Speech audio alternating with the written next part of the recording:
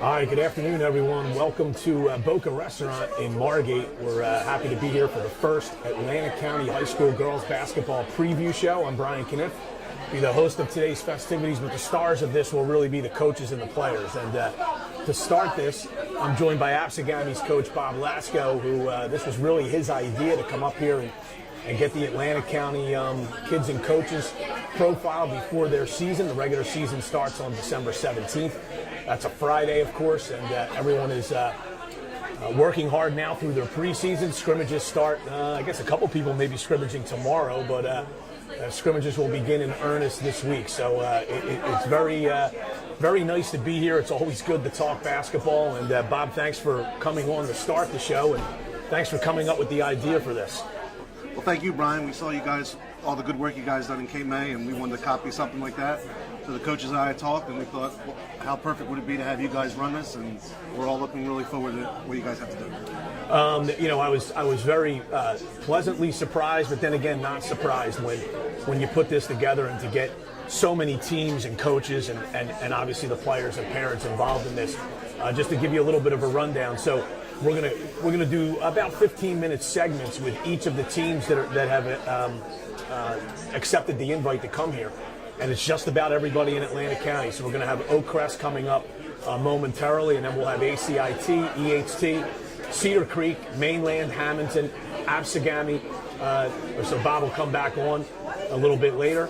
Atlantic City, Holy Spirit, and Pleasantville. So, we thank everybody for getting involved and coming up here to do this. We thank the good people here at Boca Restaurant. They gave us a whole segment of their restaurant today for everybody to sit and come enjoy this and be involved in the show. And of course, thanks to Matt Ulmer, who this looks like a network production from like national news or something here with the camera setups and his production. So should be a really fun afternoon here at Boca and Margate. If you're in the area, stop by. And it's a great spot to be, and a lot of people are in here watching the Eagles game. So should be a lot of fun here this afternoon. So. Bob, what do you see, generally speaking, with high school basketball this year after what everyone went through with the pandemic? I think at this point everyone's just hoping to get a full schedule and get fans back in the stands and everything else. Yeah, Brian, I think normalcy is what we all want. I mean, now that we're having a conference schedule, a non-conference schedule, we're planning our tournaments, I think the normalcy is what we're excited for. We're just hoping we can get through a full season, everybody stay healthy. And I think the kids are really looking forward to it. I know the coaches are, and I think we're all just ready to go. How difficult in fall sports and spring sports? Those are sports that are held outside. Fans were able to go. I think everyone who was involved in high school basketball last year and wrestling and even swimming, it was just weird to see kids competing in empty gymnasiums and pools. Last year was just, the unknown was just terrible. One day you think you have 2 games in a week, the next day you realize you're not playing anybody. It was difficult. You're trying to keep your kids as healthy as possible, you're trying to space them out as much as possible. And you felt bad for the seniors who didn't get their full season and try to get the goals that them and their team wanted to do. So it was just difficult on all ends for coaches and players. And hopefully we can... throughout the years is that, generally speaking, the Cape Atlantic League is a very competitive league for girls basketball. Many of our teams in this league go deep in the tournament. Some win South Jersey titles, some go past that. What are you expecting generally overall this year? I think the Cape Atlantic League is very tough. I think there's some really powers in the conference. I know in Atlantic County we have some really powerful teams, and the teams that aren't powerful, they got some great coaches. So it's going to be a real interesting season to see some of the teams that might have lost a couple players last year but have great coaches that are going to coach them up against maybe some new kids on the block that are really good this year. It's going to be very interesting. Kind of an interesting alignment. I mean, I've been involved with covering the Cape Atlantic League for, over 25 years now, and for the first time, we have kind of a different alignment. Normally, if you would have had a game against, say, Atlantic City at home, as the Absegami girls coach, your boys team would be over at Atlantic City. Well, now the conferences are all different now. And, your boys could be playing at home against one opponent. You're playing against a different opponent on the road. You're going to have some people in your division that you've never really played in league games before. How does that make things different going into a new season? It definitely makes things different because you're used to your regular rivalries. I mean, we were used to always playing Mainland and Ocean City every year. They were our big games. I mean, we still have Mainland, now we have Atlantic City, and they're going to be really good this year. So I don't know how much different it really is. We know who these teams are, and we're going to prepare for them, and just like the other coaches are. But it's definitely different because your rivalries are just different. It changes everything up on us. What are you sensing from the kids that they're anticipating and they're hopeful of getting a full season? I think last year everyone was kind of, we'll take what we can get, even though it's not ideal. What are you seeing out of the returning kids that they could be facing? Hopefully, what's a 26-game regular season, a Cape Atlantic League tournament, and a state tournament. It's funny, kids are kids. I don't think they even realize what's going on right now. I think they're just happy to be in the gym, and it's going to be interesting. I think they're so used to now with the proper protocols that we have, with the proper spacing. It's just another normal thing to them. I don't know if they really realize that in any second it could be taken away. I don't know if they know that right now. But. When we first talked about this, when you approached us about trying to do this show, the one thing that I was very surprised about was, it seems while you have a lot of great rivalries on the court, you had this put together in a heartbeat because you were able to get in touch with all the coaches and everyone was on board. It sounds like you guys really have a great camaraderie up here among the coaches and among the programs. I got to give the other coaches a lot of credit. We have a lot of teachers here, and this is their day off. Right. So they're putting the kids ahead of their families. I mean, they really want to promote the sport. And I know a lot of these guys, and we're very competitive on the court. But in the end of the day, we want the kids to get the exposure that we think they deserve, and we want to give them as many good opportunities as we can. And I just got to give all the coaches a lot of credit for taking time out of their day to make that happen. And we were trying to get a venue for this, and obviously Boca Restaurant here in Margate stepped up.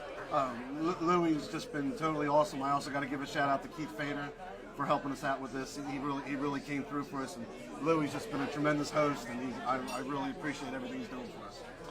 Well, judging by some of these kids that I'm seeing walk in here, we've got some, without even having seen them in uniform or with a basketball in their hands, I think we've got some pretty good athletes here. Some of the kids are starting to fill in from some of the teams, and we'll be talking to some of them coming up, and all the head coaches as well. So we appreciate everybody tuning in. This is the Atlantic County High School Girls Basketball Preview Show. This is a Matt Ulmer production, so it's a 100% top-notch video production here from Boca Restaurant. Bob Lasko, the Absegami coach, we'll be talking to him a little bit later of Oakcrest and a couple of his players.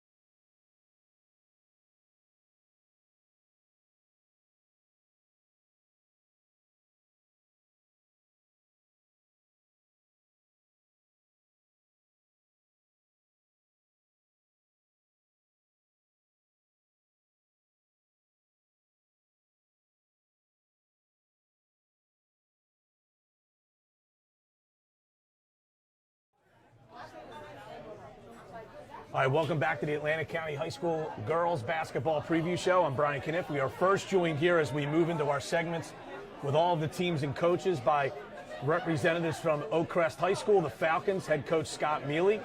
And on the left of your screen is Lexi Bay, and on the right is Moo Scott. So this is, someone's going to become an international media star off of this today, I'm telling you. Maybe it'll be one of you girls. Well, so thanks for coming here to Boca Restaurant in Margate. Let me ask the players first, and either of you can answer, you can both answer. After what you went through last year, how excited are you to get ready for this season and hopefully to have a full season? I'll say I'm excited, and I really just want to have fun and get everyone on my team to score, and not just 2 or 3 people.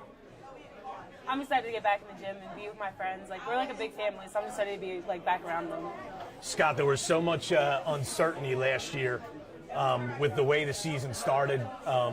It literally was one day at a time. So how nice is it this year that, we're back on pretty much regular schedule? You had your tryout days right before Thanksgiving. You're right in the gym with the first practice the Monday after Thanksgiving. Has to have been much better. It was just such a relief for me personally, because I know a lot of our girls didn't get a chance to play, and they weren't, for various reasons, weren't able to make it out onto the court that last year. And it was. We are a pretty close family, and we love playing together. But to have only 7 or 8 of us in the gym was tough at times. It was just really, really rough having so few kids available. But this year, we're back up to 18, 19, 20, 21 kids. And again, I'm just lucky to have these girls back, because this is the first group that's been with me from the beginning. So having that kind of leadership, that kind of steady hand, it's just been so much easier. And you guys are, my understanding is that the gym at Oak Crest has recently been remodeled. So tell us a little bit about that. I know from officiating in there, I felt like there could always be another light or two on in there, and always seemed to be dark. But what's it like? Tell us about it. It's brighter. Yeah, good. That's good. Yeah, I like the court better than what we had before. The floors are even, so it's nice not tripping over nothing. Oh, yeah. See, I loved it the way it was, because people didn't want to come in. People were kind of scared of walking around in there. I like the dark feeling of now, it. Is it the still same setup where there's no bleachers by where the teams are? Right. No Okay. bleachers. The bleachers are actually one thing that didn't change. The court is completely redone, and the paint and the new lighting, all that's been changed. So you'll see it when we get in there. It's a new floor design. And if I can remember correctly, I think there would be various things hanging from the ceiling that any ball could hit at any time. That was the best part. It was part of our inbounds play. Just throw it up in the ceiling anytime we get stuck. Scott, tell us a little bit about your team. Obviously, you have Lexi and Moo here, and they're going to be key contributors for you. But tell us about some of your other kids. Right now we just really are playing to our experience. There was times last year where we got to work and not really have to work as a coach. They kind of knew our stuff inside and out, and then that's what we're looking at this year, man. I'm really, really lucky that the coaching part of it is just talking about shot selection, things like that. In terms of people being in the wrong position, the wrong spot, doesn't happen. These girls are phenomenal like that, and the two sitting next to me are the ones we're really going to lean on in terms of leadership. We have some freshmen. We have some kids that are coming up through the middle school that are going to help, but this year it's really going to be our seniors that are going to hold us. One of the things that goes on in girls basketball, I know sometimes it's really hard to find that prolific scorer, and you had one in your program before with Nene Clark. So you're going to have to replace a lot of points there. So how do you do that? It's a mindset. There was just they deferred, and I think Moo kind of hinted at it. They would defer to her, and that was great. It led to a lot of opportunities for her, and she's going to play at college. But now it's about them taking care of themselves, them looking out for the younger kids. I'm looking forward to having a different looking team. There was a lot of times last year where we depended entirely on Nay, and she was a great kid about it. But these guys have earned their time, earned their chance to make something happen. We're talking with Oak Crest coach Scott Mealy and players Lexi Bay and Moo Scott. This is the Atlantic County High School Girls Basketball Preview Show, and we appreciate everyone being here for this at Boca Restaurant in Margate. Tell us about some of the other kids that you have. I mean, obviously these two you're going to lean on a lot, but give us some of your other key kids, whether you're returning or newcomers. Amaya Arroyo, didn't play last year. She's going to be a key contributor for us on the defensive side of the ball. She's also someone that kind of knows what we do. We also have Bella Williamson. She was another player. She was our sixth girl last year, and she's our shooter. She provides depth in terms of scoring. And Amina Mullins is our freshman. She's probably further along than most of the other kids that when they came into the league in terms of knowing how to score. So those three really are going to kind of round out our 5 and 6. We're probably going to go about 7 deep. And hopefully as we go along here, we have some key JV kids that are trying to move into the rotation. So it's fun, especially with girls basketball, watching the growth of the kids. It's so much easier to see in my eyes, from my perspective, like where the boys, sometimes they just mature. The girls start to gain understanding of concepts. They move the ball. They know where to be on the floor. And, me and Moo have been best friends for all 3 years. So it's a little different relationship where me and Moo and Lexi, we got to have to be more on the same page, and we kind of talk things out more as experience, right? Yeah. And not coach down to player, but more like, hey, this is what I'm seeing on the court. And who's your first scrimmage and when?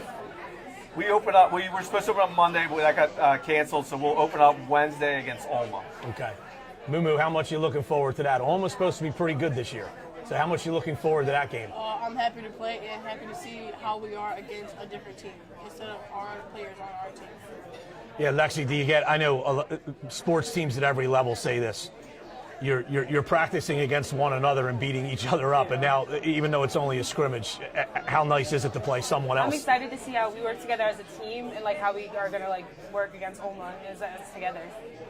What kind of challenge is that for you? I mean, I know the results of a scrimmage really don't matter. I know you just want to see how your kids play.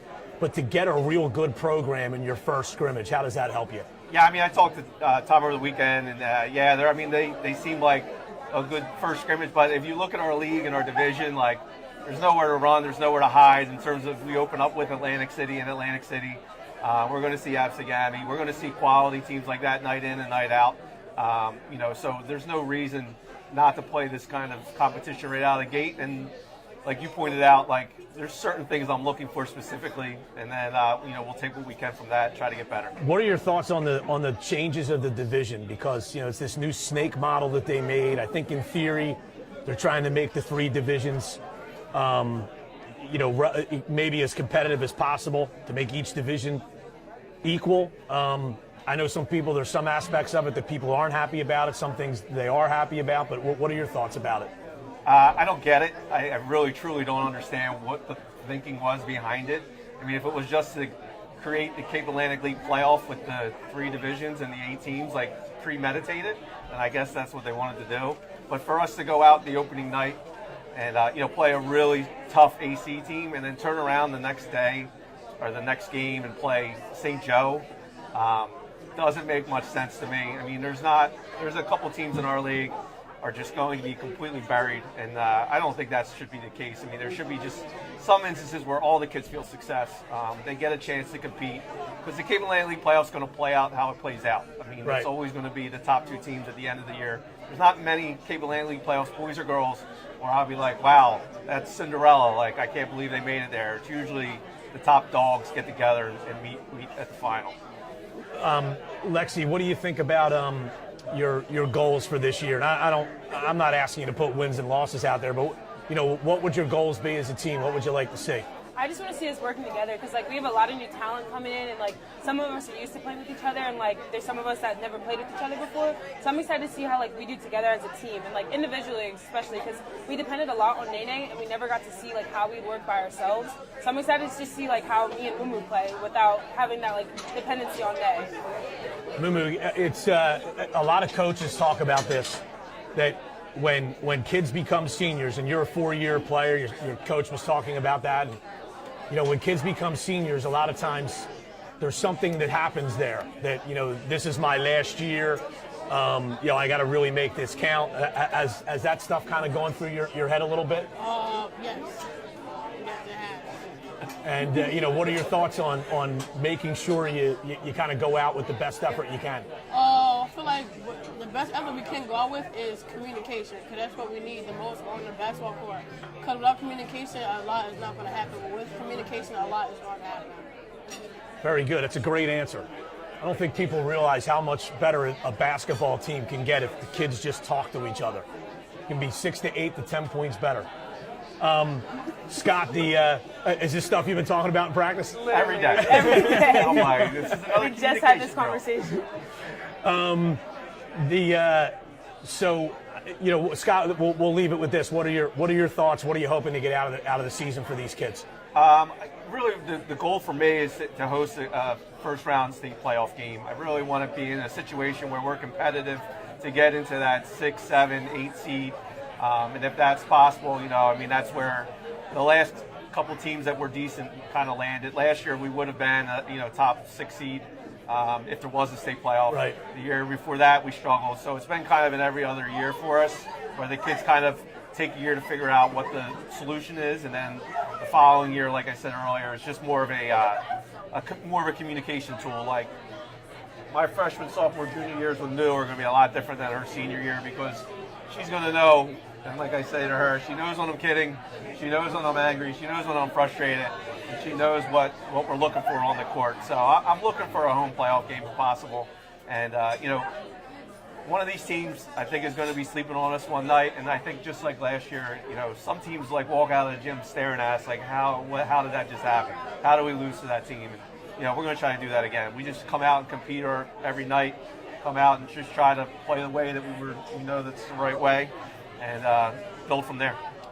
All right, so this is Oakcrest here. Scott Mealy, the head coach, Lexi Bay, Moo Scott. We appreciate you guys coming here on a Sunday. Scott, I think you got to get back to work. I'm not sure about that. But we appreciate you guys coming, and best of luck this season. We're looking forward to it. Thank you, Ryan. You got it.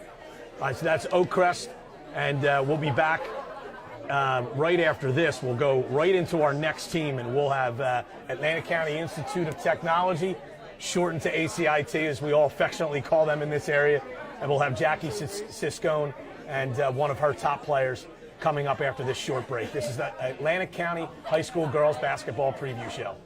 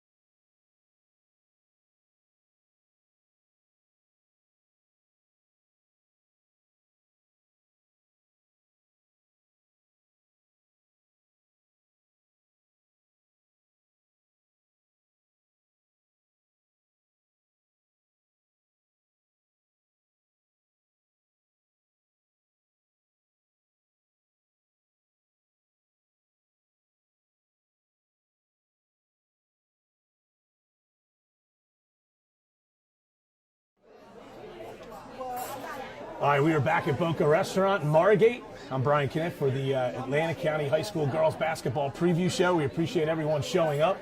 Can't really see it on camera, but we have a lot of teams and players here, players and coaches and parents here. And right now we are about to do a segment with the Atlantic County Institute of Technology team, more commonly known as ACIT. And we have head coach Jackie Siscone with one of her star players, Grace Spear. We appreciate both of you coming here. Thanks for having us. No problem. So last year, Jackie, 4-10. Yes. 14 games. So you got almost all of them in. I mean, so many teams had problems with the pandemic and didn't play as many games. You got almost all of yours in. At least you got that, right? We were very fortunate. We didn't really have any COVID issues. We had one little bump, but it didn't cost us any games. So technically, we played the full season. So we were fortunate. I mean, that was my number one goal: keep the kids healthy, and they stayed healthy, which was great. Grace, now that you're a senior, and that year has passed, and I know it's difficult for everybody. How much are you looking forward to having a full 26-game schedule? Hopefully. Definitely, we're all super excited. I know, it was a bit hard last year knowing that it was a risk every day that we wouldn't be able to play anymore. But knowing this year it's less of a risk and we're going to have our spectators back, that's going to increase our energy. And I know we're just going to have so much fun. And really, it's all about competition, and we're going to be able to do that. Jackie, when, I think as the years have gone on, the 1,000-point scorer has kind of been, it's kind of been devalued. It's not to say that these kids, anybody who scores 1,000 points, an exceptional high school player. Absolutely. But we don't see it as, we're kind of seeing it a lot more. There's more games, obviously. Right. Scoring in general is up a little bit. The three-point line has certainly helped over the last 25 or 30 years, whatever it is, when that was instituted. But when you look at a kid like Grace, and these kids right now, Grace comes into the year needing 211. Correct. But these kids that played this pandemic year and lost, Grace lost at least 13 games. Right. If you think about it. Right. You should have gotten 26 at a state playoff game at least. You only played 14. So when you see a kid coming up on this milestone, and for her only to need 211, what does that tell you about her as a player? Oh, I mean, Grace has been one of our most consistent scorers. I came in her sophomore year, but including her freshman year, she was a go-to player from the get-go when she entered ACIT.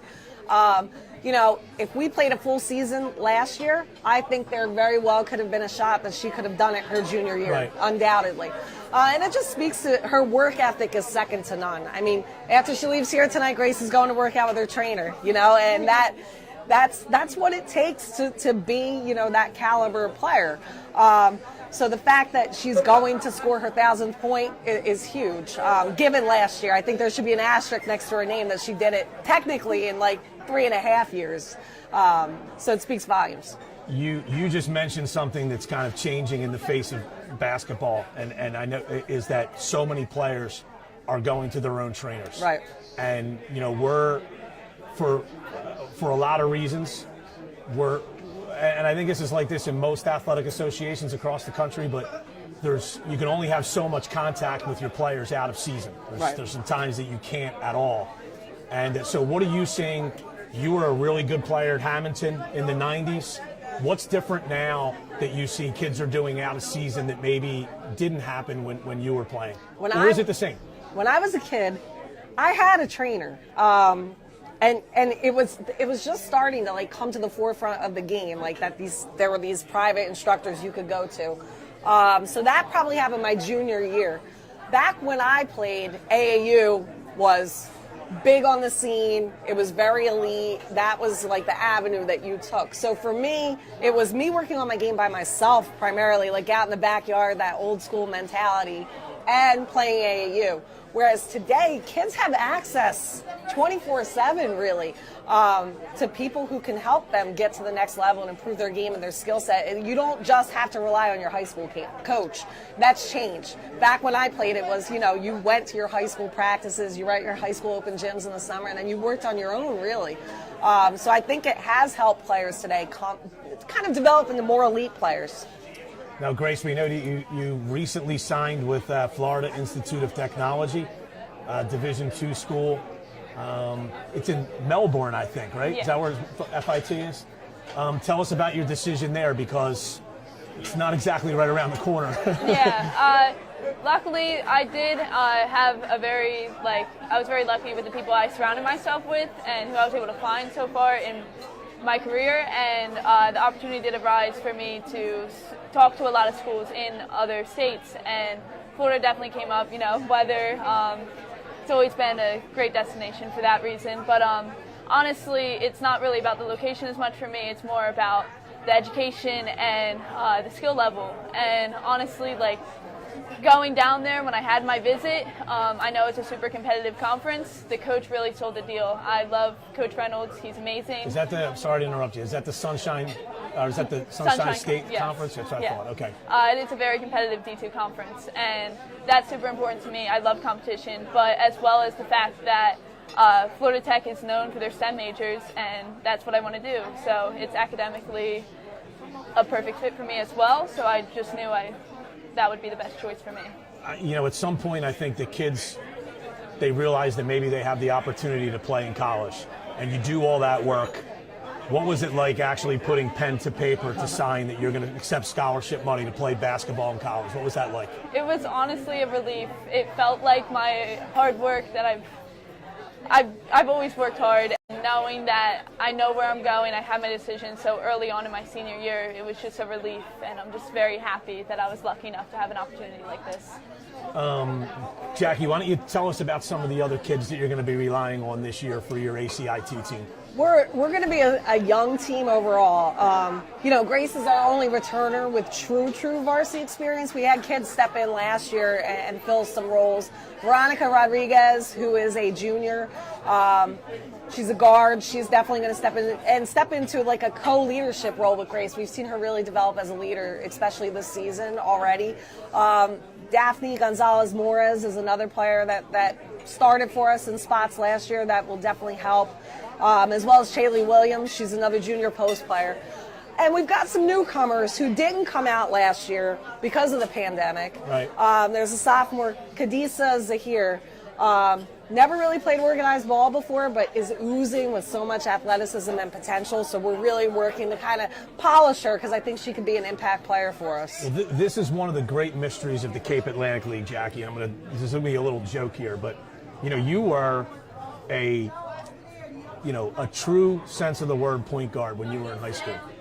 How have you ended up with all these big kids at ACIT? I know. You know what's funny? Even when I coached at Hamilton and when I coached at Holy Spirit, I have yet to coach a true point guard. And it's been kind of, this anomaly. I would love to finally develop an actual point guard. I know at ACIT, we were fortunate the year I took over. I think our smallest kid on the court was 5'5". Our front line was huge. So it's been an adjustment for me to think post player wise as opposed to guard wise. But I'm hoping in Cadiza particularly that I can take a kid from scratch and mold them into that quote unquote pure point guard. What are some of the challenges at a school like ACIT? Because I see it down in Cape May County a little bit with Cape May Tech, right. But they've been established a lot longer. You're a very new school, so you don't have that alumni community base. Right. And you're also, obviously you're scattered. Right. You'll have kids from Absecon, Atlantic City, Egg Harbor. So what are some of the challenges there to coach at a technical high school? You look at schools, let's take a mainland, for example, where they have an established feeder program, one single feeder program where those kids are learning, the same vernacular, the same skill sets. They're all kind of cookie cutter prepared to enter that high school program. Whereas at ACIT, we're getting kids from all over the county. So some townships don't have feeder programs. Some do. Some teach things different ways. So it's a matter of getting them all on the same page, as well as the team chemistry. It's almost like a college program. You have kids who don't know each other at all, never played together before. So not only are you developing, the X's and O's, but also that camaraderie and that chemistry that, some kids, like when I played at Hamilton, the girls that I played with through high school, I played with since third grade. So the chemistry develops at a young age. So those are some of the challenges, absolutely. Grace, I know, you know, in watching you, you were kind of like the younger kid with some older kids, and now here you are as a senior. And as your coach said, you got a really young team this year. So what does that do for your role? How do you think that changes? Because obviously you're going to be the one they look to. You're the you know, the one returning starter, averaged almost 16 a game last year. What does that do for you in terms of your role? I definitely know that I am like the first look for offense, and I know that everyone does look at me. I'm always the person that demonstrates drills, but really I know that that just means that the girls need me because honestly, like, the coaches can't always answer questions that the girls have, and I'm always up and down on the sidelines between drills asking, like, do you guys understand this? Do you need help? Do you need a different way of explaining? And I want to be a coach when I get older, so this was a very easy role for me to get into. But I just love knowing that I can help everyone and really just be a true leader for this team. And I think that so far this year, I've definitely shown that. Jackie, talking about this to the other coaches, and we'll hit this up with everybody. You know, there's a kind of a massive shift in the alignment of the league this year. Right. And you're playing some teams that normally ACIT would not play in league play. So, you know, you're going to have some, you know, conference games against people like Holy Spirit and Pleasantville and Cape May Tech that you might not normally play. So what do you see with this alignment and how you fit in your conference, so to speak? Honestly, I feel fortunate in the alignment that we drew. You know, in the past we've dealt with Atlantic City and you know, I think this alignment, we're going to be in the middle of the pack, at least to start, and I think that's a good start for us. You know, Holy Spirit and Ocean City will be challenges, but I think, you know, we're going to get out there and be competitive. But yeah, you're right, Cape May Tech, we've never played before, at least not since I've been there. So it's refreshing to get different looks too. You know, it's a new challenge, see some different teams, some different competitions, so we're excited about it. What's it like for you, and you mentioned it earlier, you know, you coached at Hamilton, you coached at Holy Spirit, you coached a little bit at Lower Cape May. Yep. Now you're here at ACIT. Having played in the Cape Atlantic League and now coaching in it, what's special about this league and high school girls basketball in general? I mean, the Cape Atlantic League is always competitive, you know, and I think through the years since I've been a player and coaching at those various different schools, you see the ebbs and flows in programs. And I think that, you know, it's a community. This is really awesome what we're doing now. And I think you also see nowadays a lot of the girls who have either played AAU together or hop on summer league teams together. So even within the players, there's that high level of competition, but also a high level of respect. And I think that's special. I really do. And the coaches, I think, have that as well. Who are your scrimmages against? We open our first scrimmages against Atlantic City. Then we have Lower Cape May and then Oma. Okay, and then your opener is against Vineland, and then you'll also play Mainland and Salem Tech before the Christmas break. So, correct. You know, what are your thoughts about your early season schedule? I think Vineland is going to be a nice little test for us. They're always physical. You know, they play at a high pace, and I think that's going to be a good litmus test for us. You know, Mainland's going to be a challenge. And I'm happy that we're seeing them that early in the season so that these kids who are younger can see, like, this is the bar. You know, this is what we want to aspire to be. I think, you know, there's a lot to be said for that. And Salem Tech, we've never faced before. So, you know, talk about new competition and seeing different looks. I think it'll be a valuable experience for us. Grace, what are your goals for the season? And not necessarily in terms of wins or losses, but what are you hoping to get out of the season, both as a group for everybody and then you yourself individually? I'll start as a team. This year, we're definitely focusing a lot more on being a much faster-paced team than we have in the past. We have a lot of new girls that are much quicker, and they're really willing to learn and put a lot of effort in.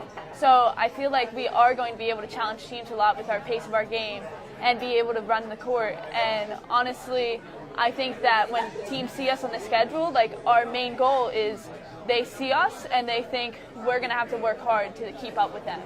And honestly, I think that's going to help me with my personal goal.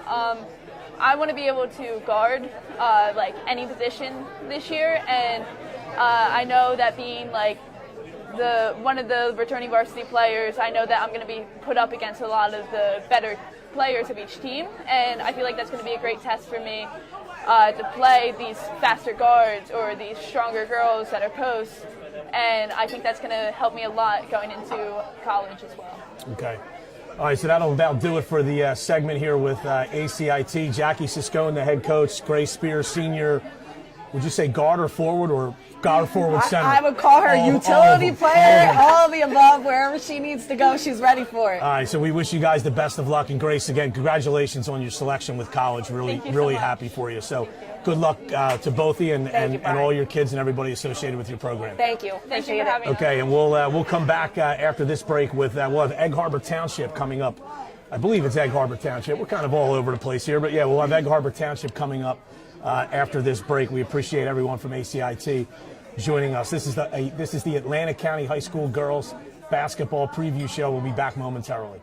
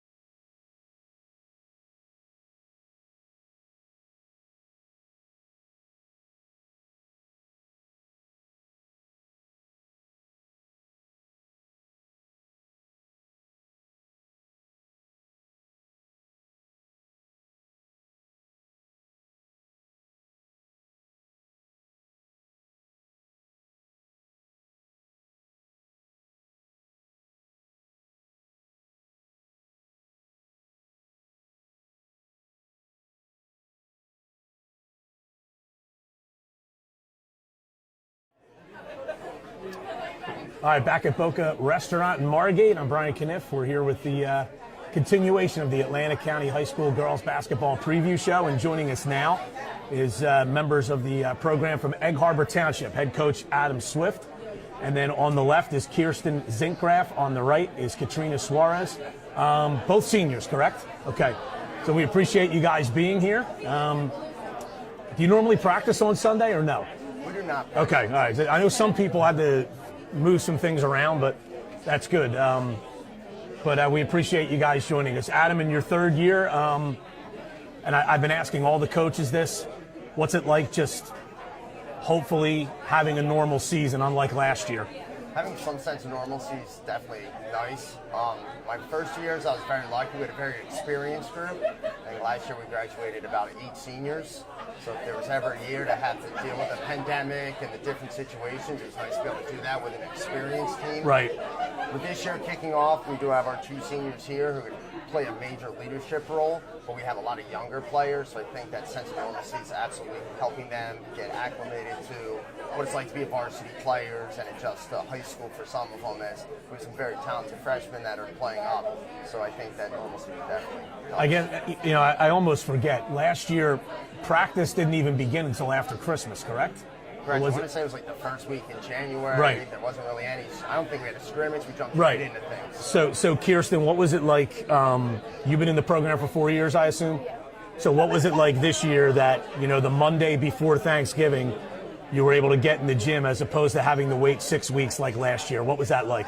It felt really good to be back in the gym, especially so soon. Like, I just finished my field hockey season, so right after that I got right into practicing for my basketball season.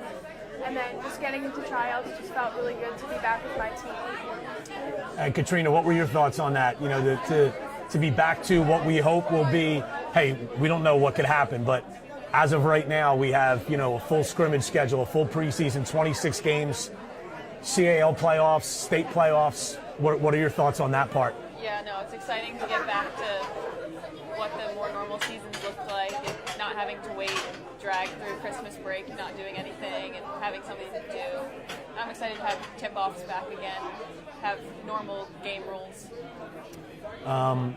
Adam, tell us about some of the other kids. Obviously, you have Kirsten and Katrina here. They're 2 of your key cogs, so to speak. But tell us about some of the other kids that you're going to be relying on this year. I think right now we're really in kind of the feeling out stage. We have a bunch of athletes. Where people are going to fall in line, still kind of waiting to see. We do return Kirsten's sister Amelia, who played significant varsity minutes for us the last 2 years. She's now a junior, so obviously her role is going to increase.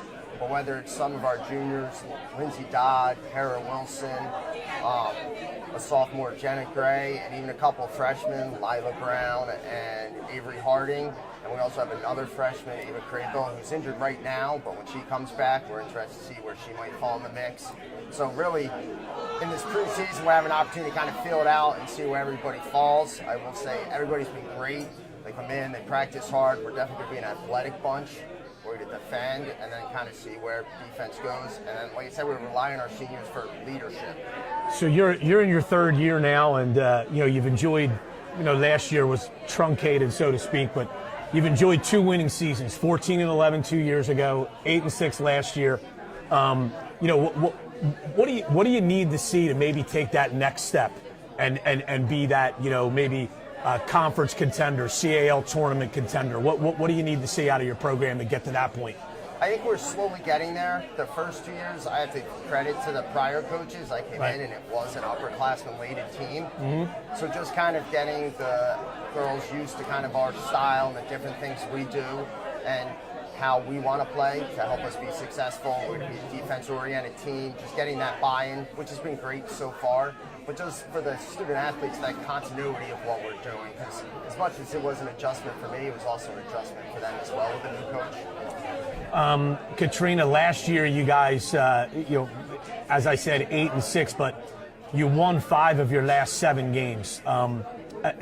Do you take anything from that you played better toward the end of the year going into a new season? Does it matter?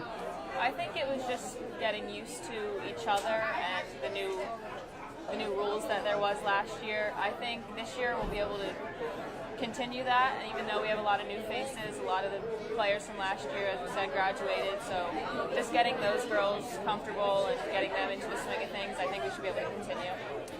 We are live at Boca Restaurant in Margate. I'm Brian Kniff. This is the Atlantic County High School Girls Preview Show for high school basketball. And right now we're joined by Adam Swift, the head coach of Egg Harbor Township, along with Kirsten Zinkgraf and Katrina Suarez. And Kirsten, what are your goals coming into this season? Not so much wins and losses. I mean, what do you want to see out of your team? Your coach is saying how much of a young team that you have. I'm sure the 2 of you and your sister are going to be the leaders of this team. So what are some of your goals? My goals for this season is just to like have a strong bond between all of our players. Like we already are having our team dinners and just creating that special bond so that you can transfer that to the floor and just show other teams how close we are. Adam, Egg Harbor Township is kind of a monster with all the athletic programs that you guys have and your facilities and things like that. You have a great gym there. How much of a help is that when you have a school that seems as committed to athletics as Egg Harbor Township? The facilities are fantastic, obviously. I tell our girls every day how spoiled we are and how lucky we are. There clearly is support for athletic programs at the township, so that's definitely nice. Kind of is a double-edged sword sometimes, though, because there are so many opportunities for all of the students. So for any particular sport to get all of the athletes never really seems to happen. So, but there's definitely support, the facilities and the opportunities to go ahead and really grow this program. And that's what we're kind of hoping to do. Who are you scrimmaging? Right now, our only scrimmage is against Winslow. So we scrimmage them on Monday, so that'll kind of be our first look. There was another scrimmage that fell through, so we're seeing if we could add somebody in. Seem to be hearing a lot of that this year. So of all years, that's kind of the last year that I would want to have just one scrimmage with a young team, but would it make it work? Would it come out? See what we have tomorrow and go from there. And then you open up against Our Lady of Mercy Academy. They're expected to be one of the real good teams in the league this year. So, what are you looking at for that opener? I know it's a ways away, but you always have an eye on that first game. What are you thinking about that first matchup with Alma? It's the big thing, just being prepared. We are a young team. However, I do think we are a very talented team. So our goal is to compete with everybody in our division. We think we can. We have a little bit of everything. We have some size this year that we haven't had in the past. It's going to come down to how our guards handle the ball, but very confident in our young guards and what they'll be able to do. So we're looking forward to that first game. That's an opportunity for us to prove, although we're young, we're going to be a tough beat for any team. Kirsten, you don't have a lot of scoring back from last year, and it almost looked, correct me if I'm wrong, maybe your coach can chime in as well, but you guys look like maybe you hopefully get 4 or 5 girls, average 8 or 10 points. I mean, is that kind of what you're looking at this year? Yeah, that's what I'm hoping for. What does that do as a team for you when, I know maybe sometimes you don't have that one girl you can rely on when you really need a basket, but I guess the pro to that is that any one of you can be an option. Yes. So I think that the way that we work together, the way we move the ball, it will give everybody in our 5 on this court to have a scoring opportunity, and I think we're all capable of scoring a lot of points this season. Katrina, how's the preseason been with you two are probably the most experienced of a younger group. So what have practices been like so far? It's good. It's a little challenging when you know how things roll and trying to understand that this is their first time. They don't know how it goes, but it's fun to be able to teach them, be a part of the instruction. Adam, you have talking about this with everybody, but the league's been realigned, and you're going to play some people that you normally wouldn't play in league games. A Buna, a Lower Cape May, a Middle Township, a Wildwood Catholic. Tell us what you think about the division you're in. Well, the one thing I noticed right off the bat, I think we are going to spend more time on a bus than I've ever spent on a bus. I think Oma might be our closest away game, which is different. I think it's going to be unique experiences. I know we've already talked about some of the gyms, but for our girls to go down to Wildwood Catholic and play in that gym, that's a unique experience. So I think we're looking forward to those challenges within the division and also just the experiences of playing these different teams. It does kind of get stale, I guess, on some level when you play the same teams over and over. So that opportunity is going to be nice for us. It's also going to be kind of maybe an advantage for us, is just as we're not as familiar with some of these teams, they're not going to be as familiar with our style of play. So it'll be interesting kind of to see how that all plays out. Okay, all right, so this is Egg Harbor Township. We appreciate you guys being here. So Kirsten Zinkgraf, Katrina Suarez, head coach Adam Swift, we appreciate you guys being here, and best of luck throughout this 2021-22 season, and hopefully we get all 26 games in. Thank you. All right. Thank you, guys. All right, so that was Egg Harbor Township, and we'll take another quick break, and we'll come back on the other side with Cedar Creek. This is the Atlantic County High School Girls Basketball Preview Show.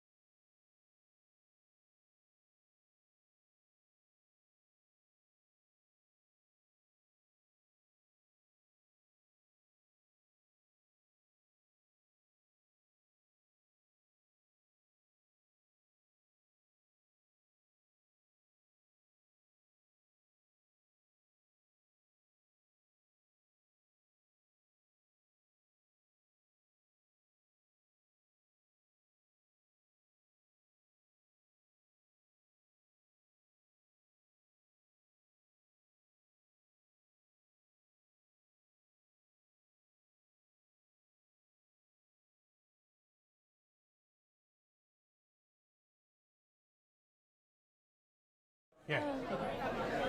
All right, we are back at Boca Restaurant in Margate for the Atlantic County High School Girls Basketball Preview Show. I'm Brian Kniff. Matt Ulmer doing all the production behind the scenes. And right now we are joined by representatives from Cedar Creek's High School Girls Basketball team. We have Coach Jess Sartorio and senior guard Ashley Nicolicia. I think I got that right, didn't I? Yeah. Yes, okay. Thanks for joining us. And we appreciate you guys being here. Thank you for having us. asking all the coaches this, Jess. Yeah.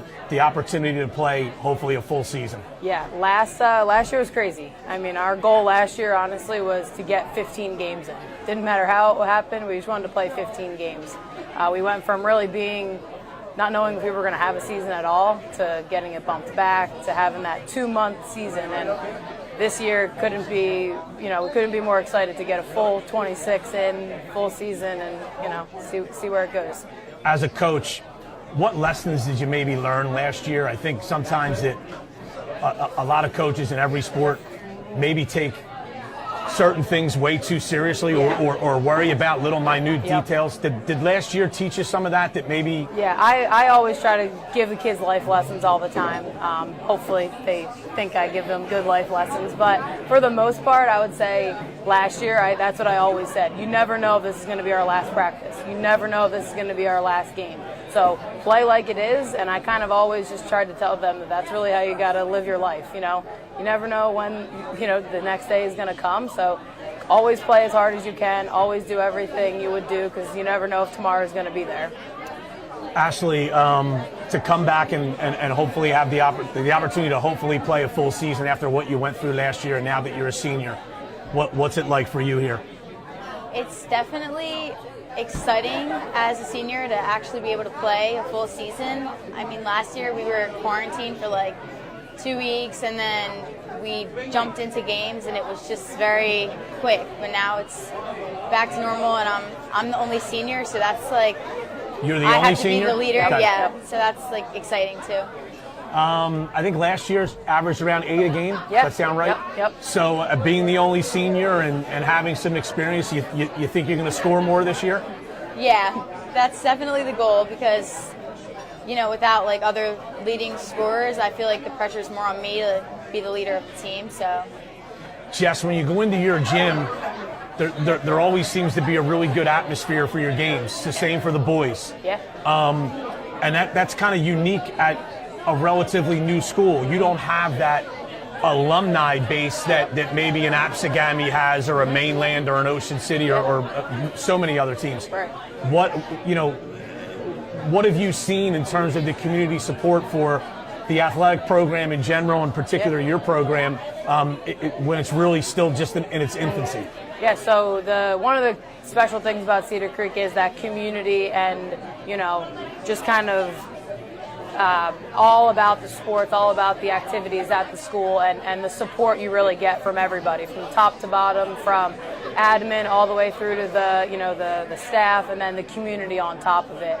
And the school's opened 11 years ago now, I believe is the number, and you couldn't ask for more support for all of those years. It was the fresh vibes of the school to begin with has continued, and it's always fun walking into that gym, no matter what it is, whether it's a volleyball game, a basketball game, a football game. There's that unique vibe of the school that you can't really put it into words. It's kind of crazy.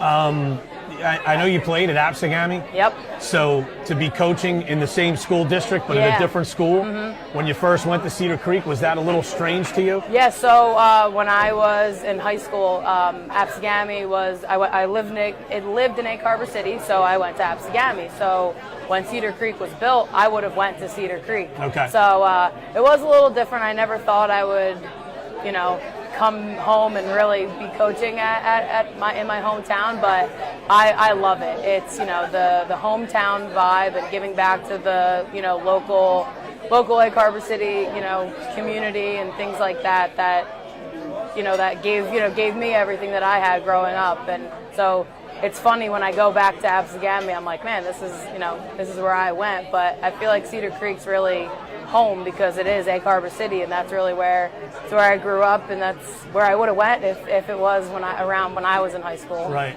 Ashley, what being the only senior, and being at a school like Cedar Creek that has had a lot of athletic success as a young school, how much of a privilege is it to play basketball and be a starting guard on this program's team? It's definitely a privilege because I've always had, big groups of older people above me, and we've, it's just now I'm the one that's being the older person, so I feel like it's just different, but it's also a good thing. Now what are your goals? What are you hoping to get out of this season? Not, I mean, it doesn't have to be wins, losses, but what do you think? Definitely fun. Like I'm there to have a good time because I love playing basketball. It's not just about like the competitiveness, which is also a big thing that I have, but yeah, I like to have fun, like enjoy every game because it's not guaranteed that I'll play ever again. Did what you went through last year, did that kind of, because I think a lot of people have been saying that, is that, we're involved as adults, we're involved in sports. As kids, you play sports because ultimately it's fun. Is that, you kind of mentioned that. I mean, Yeah.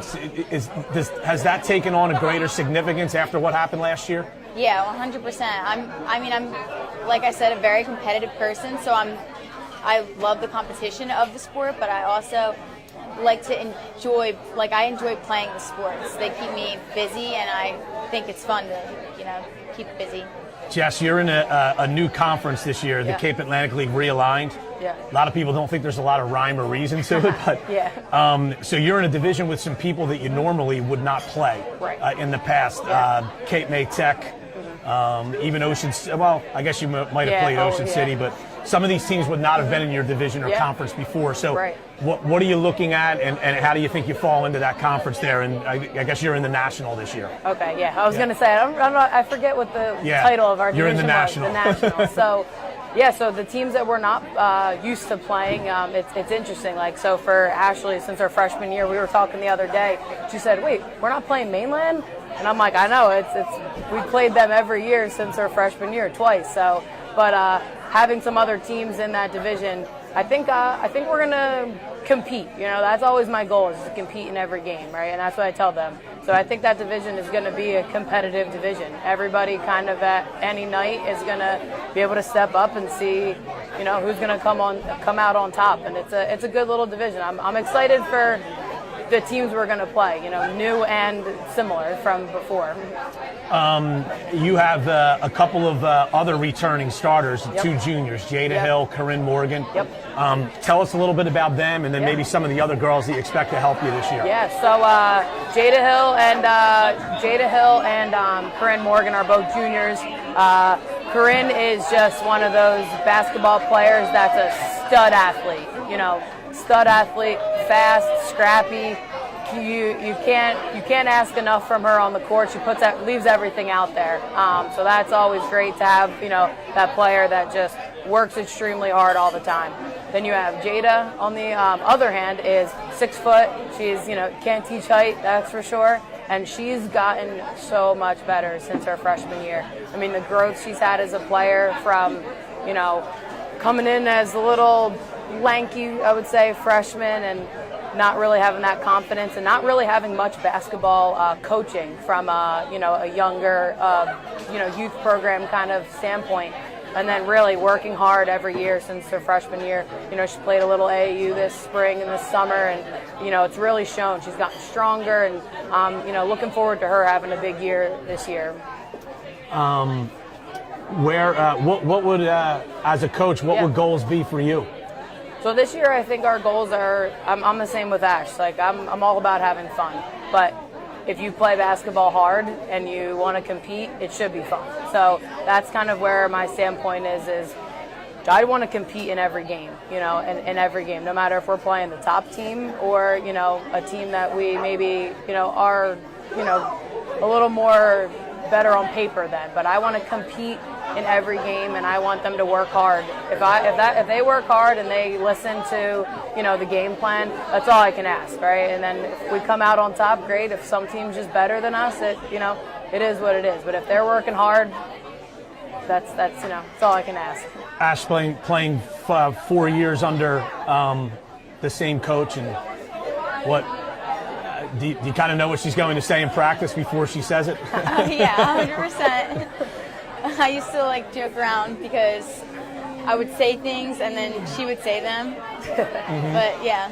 We kind of finish each other's sentences now. Ashley's been She's been one of those players that at the beginning was like, oh my gosh, she's like saying that I'm probably too much as a coach, and then now she's like, I get it. We have little good heart-to-hearts all the time about that. And I'm sure Ashley's one of them, but you lost a kid from last year, Jeslyn Cross, who was your leading scorer, averaged 12 and a half a game. She's playing at TCNJ. How do you make that up, and with what you have coming back? I'm sure Ashley's a big part of that. Right, so Jeslyn's the kind of kid that was just overall one of the best kids you're going to have as a teammate, one of the best kids you're going to have as a coach. She worked hard all the time. She did all the right things, but the players we have on this team, she led them so well that they know how to be that player now. It might not just be Ashley, but it's going to be a couple of the other players that are going to all together, do what Jeslyn did and lead the team. And that's kind of where we're at this year. Ashley's the only senior, but there's a lot of players that have good leadership qualities that together they'll be able to, fill that piece of Jeslyn. Now, Ashley, are you looking to play at the next level? I mean, Not sure. would, but I think it becomes a lot harder and time consuming. So I'm just going to see where life takes me, honestly. Probably a good idea. Yeah. Probably a good idea. See where life takes you. Okay, Jess Sartorio, the coach, Ashley Nicolicia, one of the top players for Cedar Creek. We appreciate you guys being here. Thank you so and, much. thanks for coming out to Boca Restaurant. This is the Atlantic County High School Girls Basketball Preview Show. We'll take a quick break and we'll come back with our next segment, and that'll be Mainland and head coach Scott Betson and a couple of his players. We'll be right back.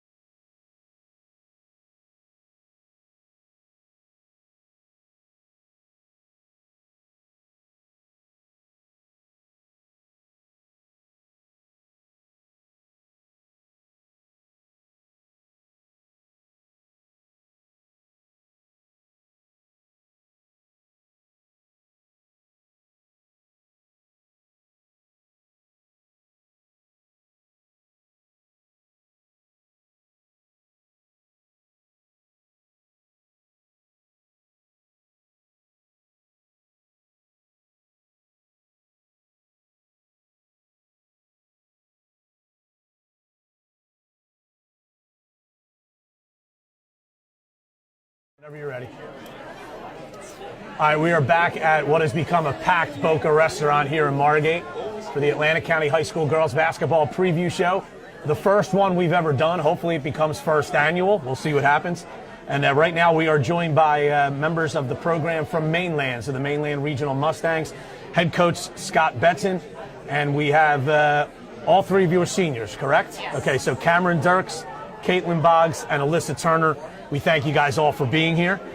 Scott, what are you looking forward to? I know you had a good year last year, 12-2 in that shortened season, but to have the opportunity to hopefully play 26 games, it's got to feel much better at this time of the season. Yeah, been asked that question a lot over the past couple of weeks, and I think the biggest thing is just for these guys to be able to play a full season. Last year it was nice that we got anything in, but we had no preseason at all, and then no postseason, obviously. So I'm just excited for them just to be able to get back to what they're used to with our younger girls. I'm excited for them to be able to get the first, real crack at a real high school season. So I'm just looking forward to it for the kids. Now, your program is in a very envious position. A lot of coaches will probably tell you you have some really good seniors and some really good young players. So what are some of your goals?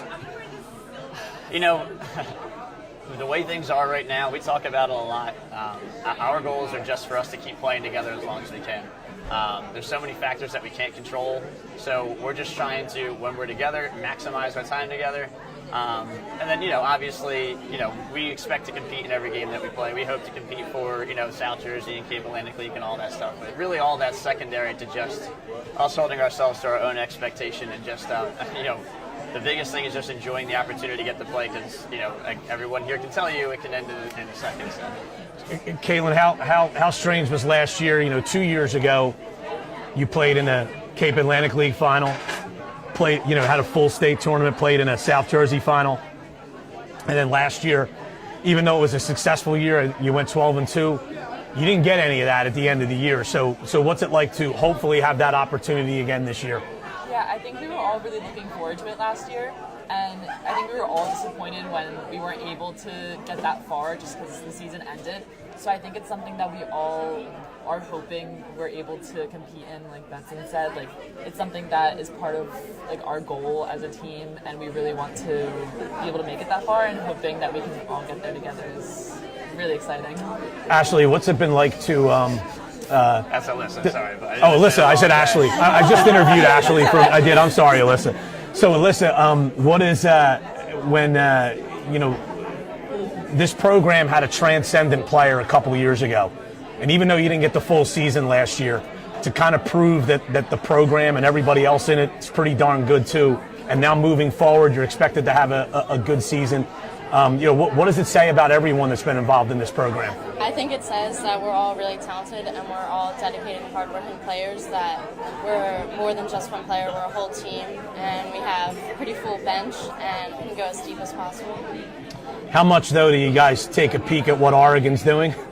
I think we all do a lot, just checking in on Kylie. Proud of her. Cameron, I know you played a lot with Kylie, but for you, I know you played as a freshman, then you had your broken ankle, then you went through COVID.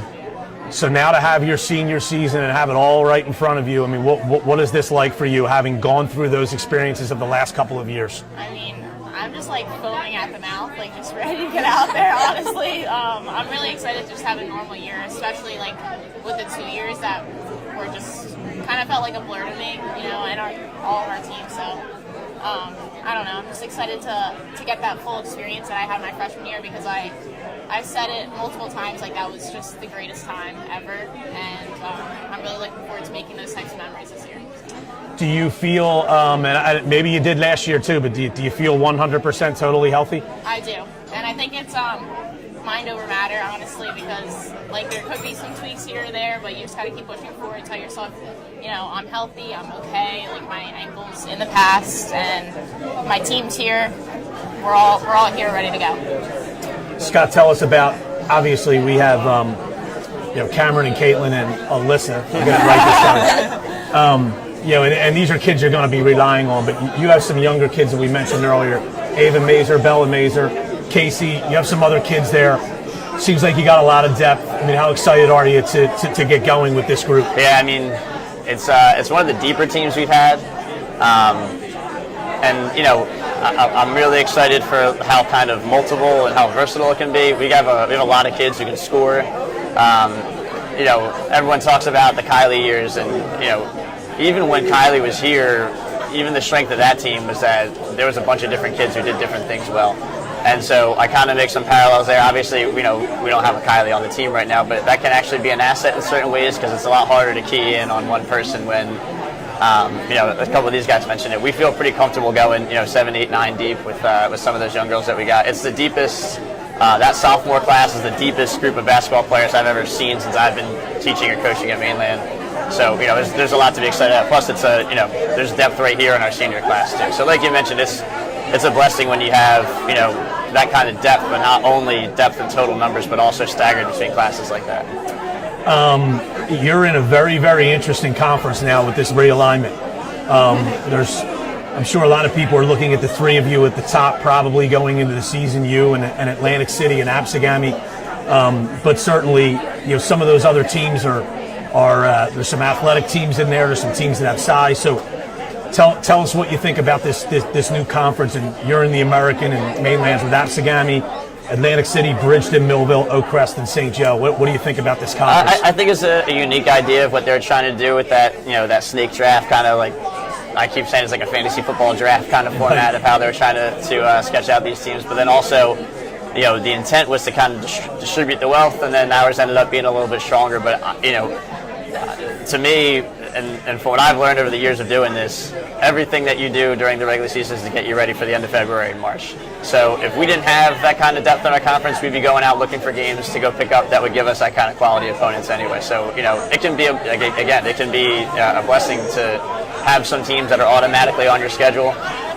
You know, especially, you know, a lot of these guys will tell you, you work to get to the program to a certain point, and then once it gets there, it becomes harder to find games sometimes. So, you know, with that reality, yeah, I'm looking forward to it. I'm looking forward to competing against the good teams in the Cal.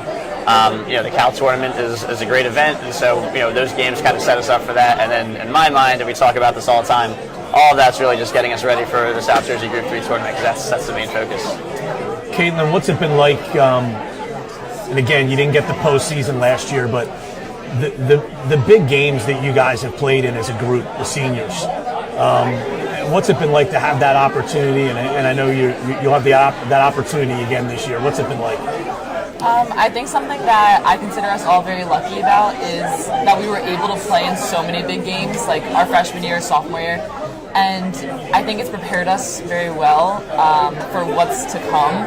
And I think we've all had a lot of experience just being able to play, and it's going to give us a better chance to compete at this level. And I think that we're going to play a lot of really great teams, and I think with the way that we play, it's going to be a lot of fun being able to play them. Alyssa, you know, this has gotten to be one of the better programs in the Cape Atlantic League, and not just because of Kylie, but because of what everybody has done. How much, even though you guys have been in it, and I know you're focused every day on practice, do you sit back sometimes and say, you know, I feel really privileged just to be here and be a contributor?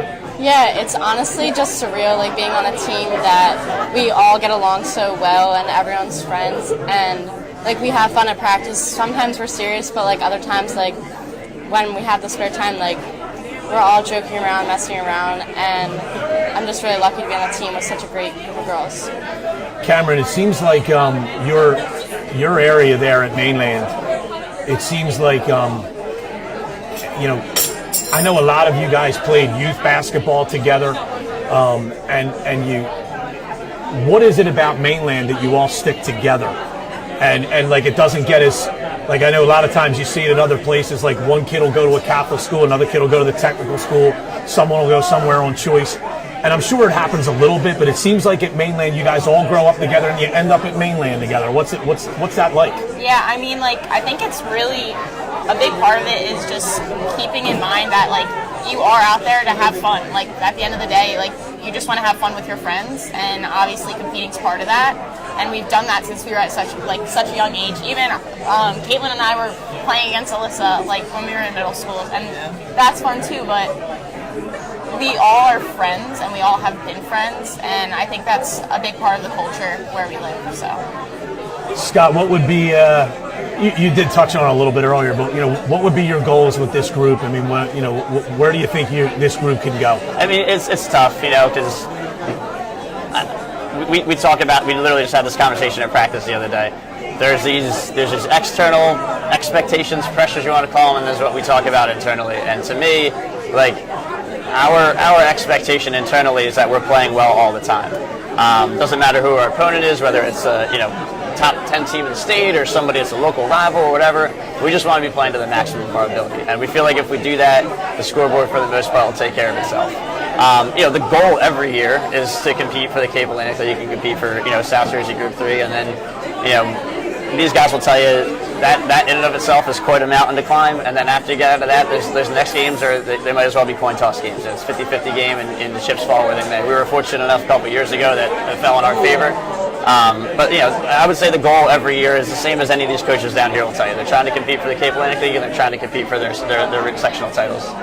Interesting opening weekend. You have Millville, and then this is the one thing I think a lot of people don't like about this Cape Atlantic League realignment is that you could ride a bike from mainland to Ocean City pretty reasonably, but you're not going to play them in the regular season, but you are going to play them at the tip-off weekend event. So tell us about that opening weekend. Yeah, I mean, that's the thing we've been doing for a long time. Even when they were in our conference, we would typically move our conference games so that we play them there. And then we actually picked them up again, so we got a home game out of it this year too. So even though they're not in our conference, we're playing them twice in the regular season. It's fun. I look forward to for these guys because it's something they get excited about.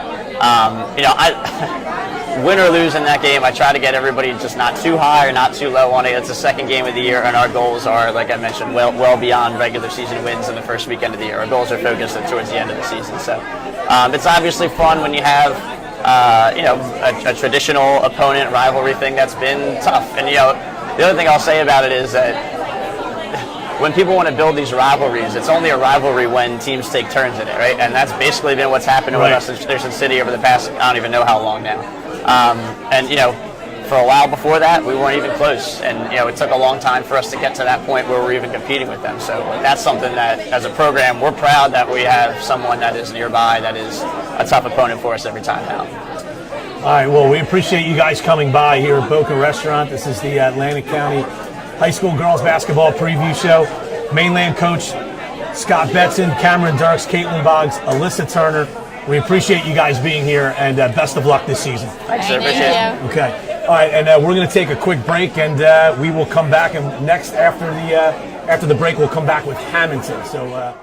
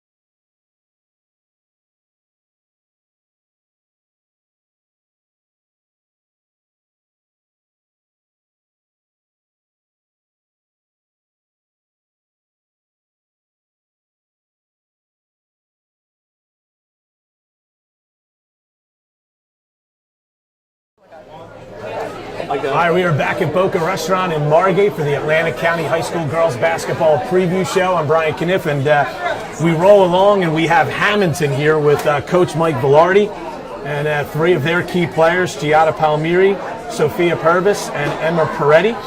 And Sophia is the lone senior on the team. Emma and Giada are both juniors. We thank you guys for being here. Absolutely. This isn't exactly close for you out in Hamilton, but hopefully you're enjoying yourself so far. Absolutely. So thank you. Mike, tell us about how your preseason's been going so far with the early practices. Going good. We got almost a full 2 weeks in, with the tryout period. Things are going really well. We got a lot of juniors on our team, one senior, as I mentioned, some sophomores who are going to play this year varsity. Last year we only had 10 girls in the whole program, so we only had a varsity program. This year we almost doubled it. We got about 18 or 19. So we'll have a JV and a varsity this year, which helps out practicing, obviously, too. Sure. I can tell right away just by seeing them, you have some size in your program. We do. We have, I think, 4 girls that are 5'10", 5'11". So we are very tall. Got a lot of inside presence, but G plays guard, so she's a tall guard for us. So, Giada, what's this like for you? You played a lot last year, right? So yeah, I was injured a little bit last year, but I played. Yep. But just to be able to go in the gym the Monday before Thanksgiving, and hopefully have a full 26 game schedule, and if you're good enough, a Cape Atlantic League tournament and a state tournament. I mean, what the difference between having that in front of you potentially as opposed to what you had last year? Honestly, it's really exciting to have more girls even at practice, and then have a lot more games coming up. Last year was really short, and we were shorthanded, so it's going to be exciting coming into this year. Sophia, you were the team was 6 and 7 last year. You're the only senior. What do you see out of your two teammates here and the younger kids, and how do you think you're going to be as a team? Well, I think we're going to be strong this year. Last year we had a younger team, and I think this year we're a pretty strong team. Emma, I know basketball's in your family, big time. Yeah. I remember watching your older sister play, and now I know you're on course to score 1,000 points. What's your basketball experience been like so far, and how much do you enjoy playing basketball at Hamilton? My high school experience so far with basketball, it's been really good. Had a lot of fun. Last year, we kind of just, as a team, we all dealt with it. We had to. But I'm really enjoying it, and I'm really looking forward to hopefully getting my 1,000 points. I still have a long way to go, but it's hopefully in my future, and we're just all having a really good time. Mike, and I mentioned this earlier with one of the coaches, the 1,000-point milestone's been a little devalued. There's so many more games. Scoring in general's up, the three-point shot.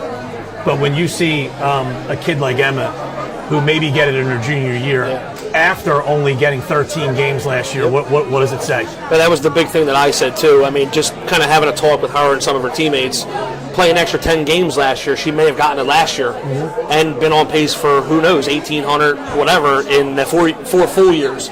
So only playing 13 games last year, obviously her chances and everybody else's, like she only played 5 games last year, Giada. She was hurt. So, we have 2 other girls. We have a transfer this year coming in. That's who's going to start and help us. But, the 13 games last year definitely hurt her chances, but she'll get it. She sells herself a little short when she says, I have a long way to go, and she should hit it this year, so it would be good. I know you're going to want to choose your words carefully here. You also coach baseball. I do. The difference between coaching boys and girls. You got to deal with problems a little bit differently. With girls, you got to watch, you watch your tone, you watch what you do, but they're good. I have a good bunch of girls that I coach, and just coming here, eating, hanging out, having a good time, just have a good conversation with them. It's awesome. It's a great experience for me. Girl, and any one of you can answer. 2 years ago, this program was in the Tri-County Conference. And then last year you came back to the Cape Atlantic League after a couple years in that Tri-County. What's the difference? Is there a difference or what? I mean, last year last year was different because of COVID. Right. So I feel like this year is going to be the first year where we really get to compare. Right. But I mean, like, to me, I look at a game as just a game. You know, you're going in, you're just playing the competition. It really doesn't matter who you're playing, just as long as everybody goes out there and just does what they have to do. Mike, you're kind of in a unique situation, and I hope I have this right. You actually don't play opening weekend. Your first game's December 20th. Yeah, we were supposed to play the 17th, but it got moved. Okay, so to have those couple extra days, I'm sure the kids would have rather played. As a coach, you probably would like 20 extra days, but of course. To have those couple extra days to get ready. I would have loved to have played that Friday, but you know, going through what we have to go through, I think we have 4 scrimmages. We have our first one on Tuesday against West Effort. So we're going to be faced with a good competition this year. We know that, and we're ready for it. We have some tough teams in our division. It's only going to make us better facing these teams 2 times each. So we're ready. The Hamilton's in a unique situation because you're almost like in the middle of South Jersey. So does it make it? I know sometimes you get on a bus for an away game, you're traveling a little bit, unless it's to St. Joe. But you know, but by the same token, you're also not real far from anybody either. Right. So what's that like for the program to be able to go east or west? Just to give you an example, the first Monday we play, we're at Middle Township. Right. Then Wednesday we're at Wildwood Catholic. Okay. So we get 2-hour-plus bus rides, and with a younger team, mostly juniors and sophomores. We'll see how they react to it. If we can go there, steal a victory from somebody, get yourself on the right foot. But yeah, you're right. You know, Olma's not that far away. There's some teams in our division that aren't that far away. But you know, we'll adapt and we'll be preparing the same way we would if it was 5 minutes away. Sophia, how is it? What do you think your role is here as the you know, the lone senior? There's going to be a little more expected of you, I'm sure, in terms of the leadership. So what are you looking at there? Well, I kind of just play my game. I mean, I don't see myself as like, I don't know, being the only one. I have Emma and Giada here helping me out, and I've been the only person in my grade since sophomore year, so I've been used to it. Giada, what are the goals for this year? I mean, how do you think you can do as a group against the schedule you're playing? Honestly, this year I think it's just like coming back, having a winning record this year compared to last year, and just all of us kind of helping out a little bit more from last year and having a good season overall.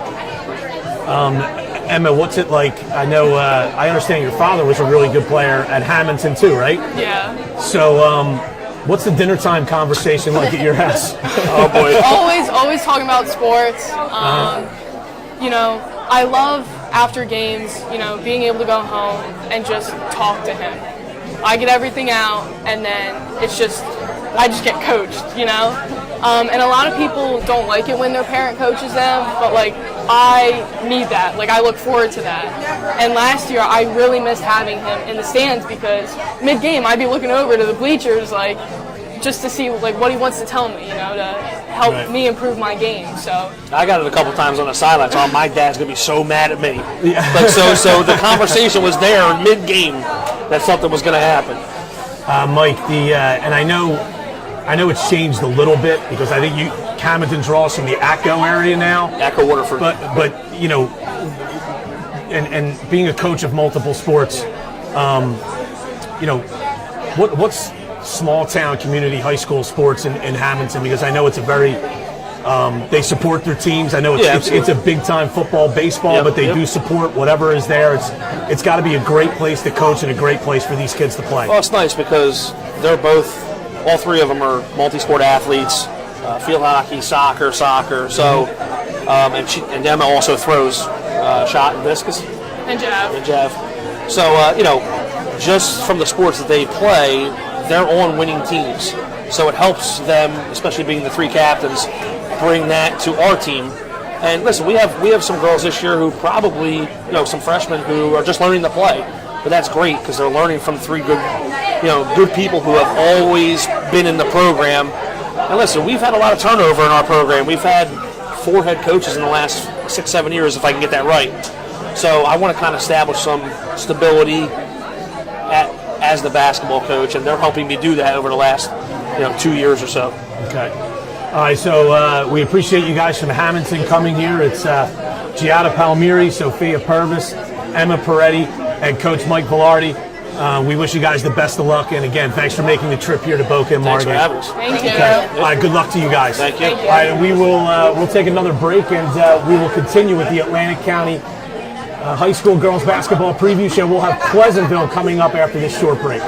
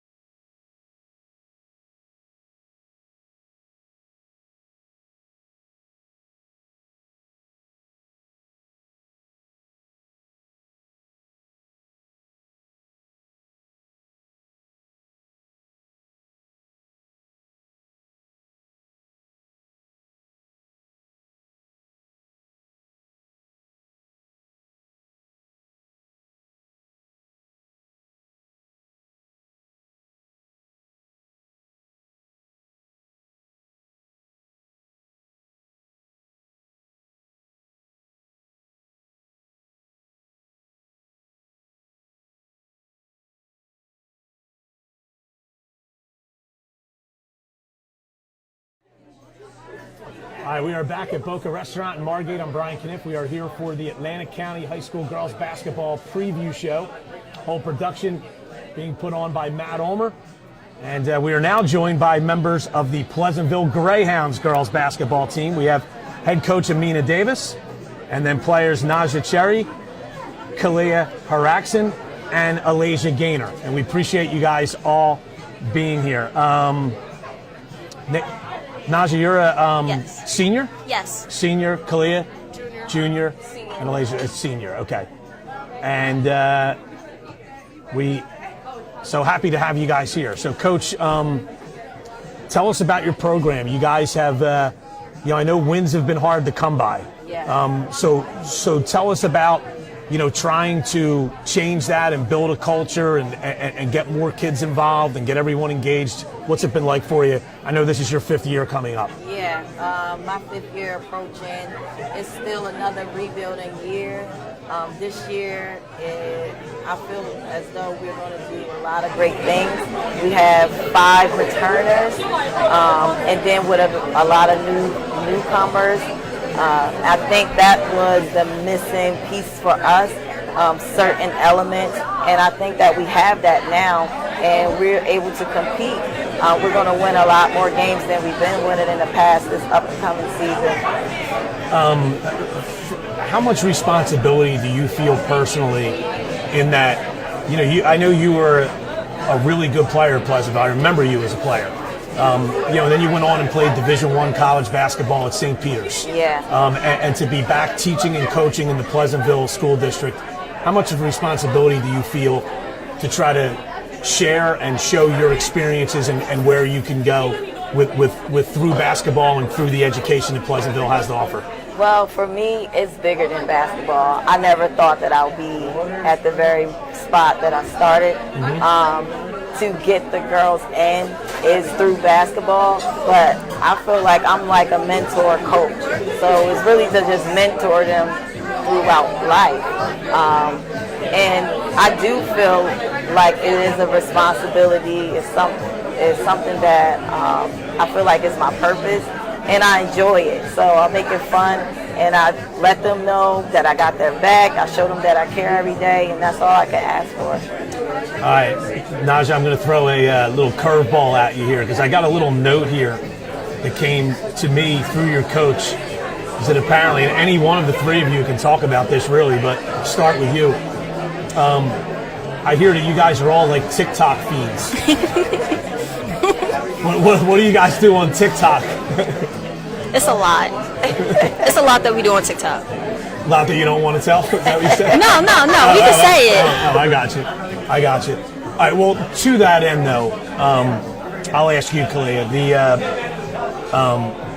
What's the camaraderie like on your team? The fact that you haven't had a lot of wins, but you're out there and you're practicing, you're trying, you're doing your best. What's it like within your group? I think the fact that we're all team players and we work hard, we're going to see a lot of great things come in this year. I mean, the fact that none of us gave up and we keep pushing and we kept going and we didn't leave despite our losses, it's going to come a very long way and the results will show soon. Ultimately, everybody wants to win, but I guess, you play basketball because it's fun. So, Alasia, is that it? Like you just love to play and you're going to stick it out. Is that correct? I think we all really love the game. We grew to love the game. I know myself, I grew to love the game because I did not know anything about basketball. And I really did grow to love it, and it's like one of my favorite sports now. But I think it's more of like we're a family. Naja, tell me about what are some of your goals you think this year? My goals is to basically prove everybody wrong, show everybody what I could do, and shoot the ball. You guys have I'll ask you this, Amaya.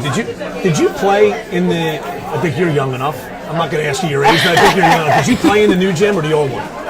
In the new gym. Yes, you guys have one of the better facilities. Yes. It's a really nice gym to play in. I know I've officiated there and I've seen some games there. And I know when the boys' teams are good, your community really comes out and supports them. Is that what you're hoping to get? Let's get some community around behind these girls. Absolutely, and I see it by the girls coming to practice every day, committing to schoolwork. We have parent involvement more than ever, and then we're going to have the community support. And I feel like it's growing each year. It's getting better and better. Obviously, we have Naja and Kalia and Alasia here. But tell us about some of the other kids that you hope to help you this year. This year, I'm excited. We have a newcomer. We have a point guard coming in. She's a sophomore. It's really strange how this happened. I have my own business. It's called Little Miss Basketball. Basically, it's a mentorship through basketball, teaching young girls fundamentals. And she was one of the first people that I took a liking to. I took 3 girls to Washington, D.C., to the Mystics. They had a 3-on-3 junior WNBA, and I met her at the age of 8. And her mom remembers that. She remembers that. So about time she came to high school, she wanted to come and play for me. So I'm excited about that. Her name is Cassidy Tolbert. And then I have 2 sisters. One is a freshman, one is a sophomore, but they don't have a lot of basketball IQ, but they have raw, natural talent. They have size. We really was lacking in size a lot for the past few years. They're both 5'8", 5'9", and they can play either inside and outside. We have, I have another sophomore. Because of COVID, I feel as though we would have expanded more last year, but a lot of people wasn't unsure. And last year she was a freshman, but the COVID situation, she's another big guard, a big forward. She's about 6'1", and her name is Adriana Figueroa. Alasia, to have a full season here, how excited are you for that, to start practice at the right time and hopefully go all the way to the end of February? I'm very excited because I know last year that our season got cut really short, and it was a bummer to all of us. So I'm really excited to see the season play out how it's supposed to. Khalid, I know you're how much you looking? Who's your first scrimmage against? St. Joe's, I believe. Okay, so is that this week coming up? Yes, Tuesday. Okay. So you play. How excited are you to? You kind of beat each other up in the gym a little bit. Now you have even though it's not a real game, it's just a scrimmage. How much are you looking forward to that? I'm actually very excited to play them. It's very competitive when we go against St. Joe's. They're a very aggressive team. They're hard work. Also, they're another team that doesn't give up despite their losses. So it's a very good match. So I'm very excited to get that competitiveness out there. Naja, the last year, you didn't. I don't think anybody started practice even until after Christmas. Right. So to already be in the gym and going at it already, and to be able to play, hopefully, what's a full schedule. What are your thoughts on that? I think this season gonna go by good. Everybody's gonna do great. It's a lot of good teams that we played that are aggressive, and we're more aggressive too. And I think this team basically has confidence. Everybody has confidence, and we're going to show people. We're going to prove a lot of people wrong this year. I know you open against Lower Cape May, and that's on. It's a Saturday game, I believe, isn't it? Yes, you're not playing Friday night. You're playing Saturday, and that's at home, correct? Yes. Okay, so what are your thoughts on that first game? I mean, they're a team. I believe Lower Cape May won one game last year, kind of like you, a younger team. Yes. What are your thoughts about that first game? I believe that it's going to be a test for us. We've been practicing very hard. We stuck together this summer. The girls were in the summer league. So it's going to be a test to all the hard work. It's going to be about who wants it more. Okay. All right, well, we really appreciate you guys coming. I know you got here a little bit ago. Thanks for hanging in. And so this is Pleasantville. Head coach Amina Davis, Naja Cherry, Kalia Harrison, Alasia Gaynor. I hope I got that all correct because I've been butchering everybody's names all night. Listen, thank you, ladies, for coming here, and sincerely, best of luck this year. Thank you. And all the best, okay? Thank you. All right, thank you. So we will continue coming up after this. We did change our order just a little bit, but we will be coming back after the break with another school. This is the Atlantic County High School Girls Basketball Preview Show live from Boca and Margate. We'll be right back.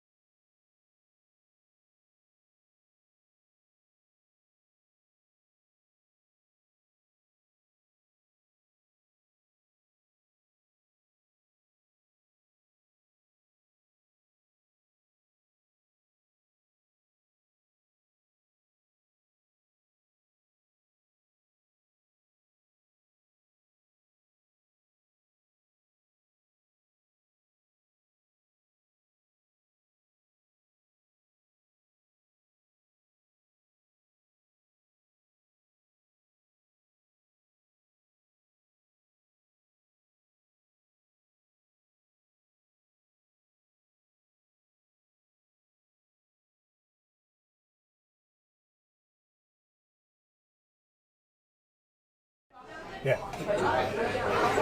All right, we are back at Boca Restaurant in Margate. I'm Brian Kniff. This is the Atlantic County High School Girls Basketball Preview Show. And privileged now to be joined by members of the program from Absegami. Coach Bob Latsko, who really was the driving force in putting this together and bringing everyone together, and a great turnout for the first time we've ever done this. And then he's got a few of his players here, freshman Reese Downey, senior Jackie Fortis, and senior Chichi Wakocha. And we appreciate you guys all being here. Thank you. All right, so Bob, we bring you back, and now we're going to talk a little bit more specifically about your own team. And this is your 4th year, and I know you were looking forward to last year because you had a really good group, and you did finish 10-1. But certainly there's got to be a feeling of unsatisfaction, just as everybody did, after the year with COVID. So to only play 11 games. The whole season was tough on the kids. I mean, we got shut down really early. We didn't have many practices really the whole season, so we were just going day by day trying to figure things out, and we put together some nice wins. I mean, we had that heartbreaking loss to Spirit, but in the end we ended up getting a conference title game at the end of the season to go at it. So we finished on a high note, which in high school basketball usually doesn't happen. Usually your last game's a loss, so at least the seniors got to go out on a win, which was a good thing.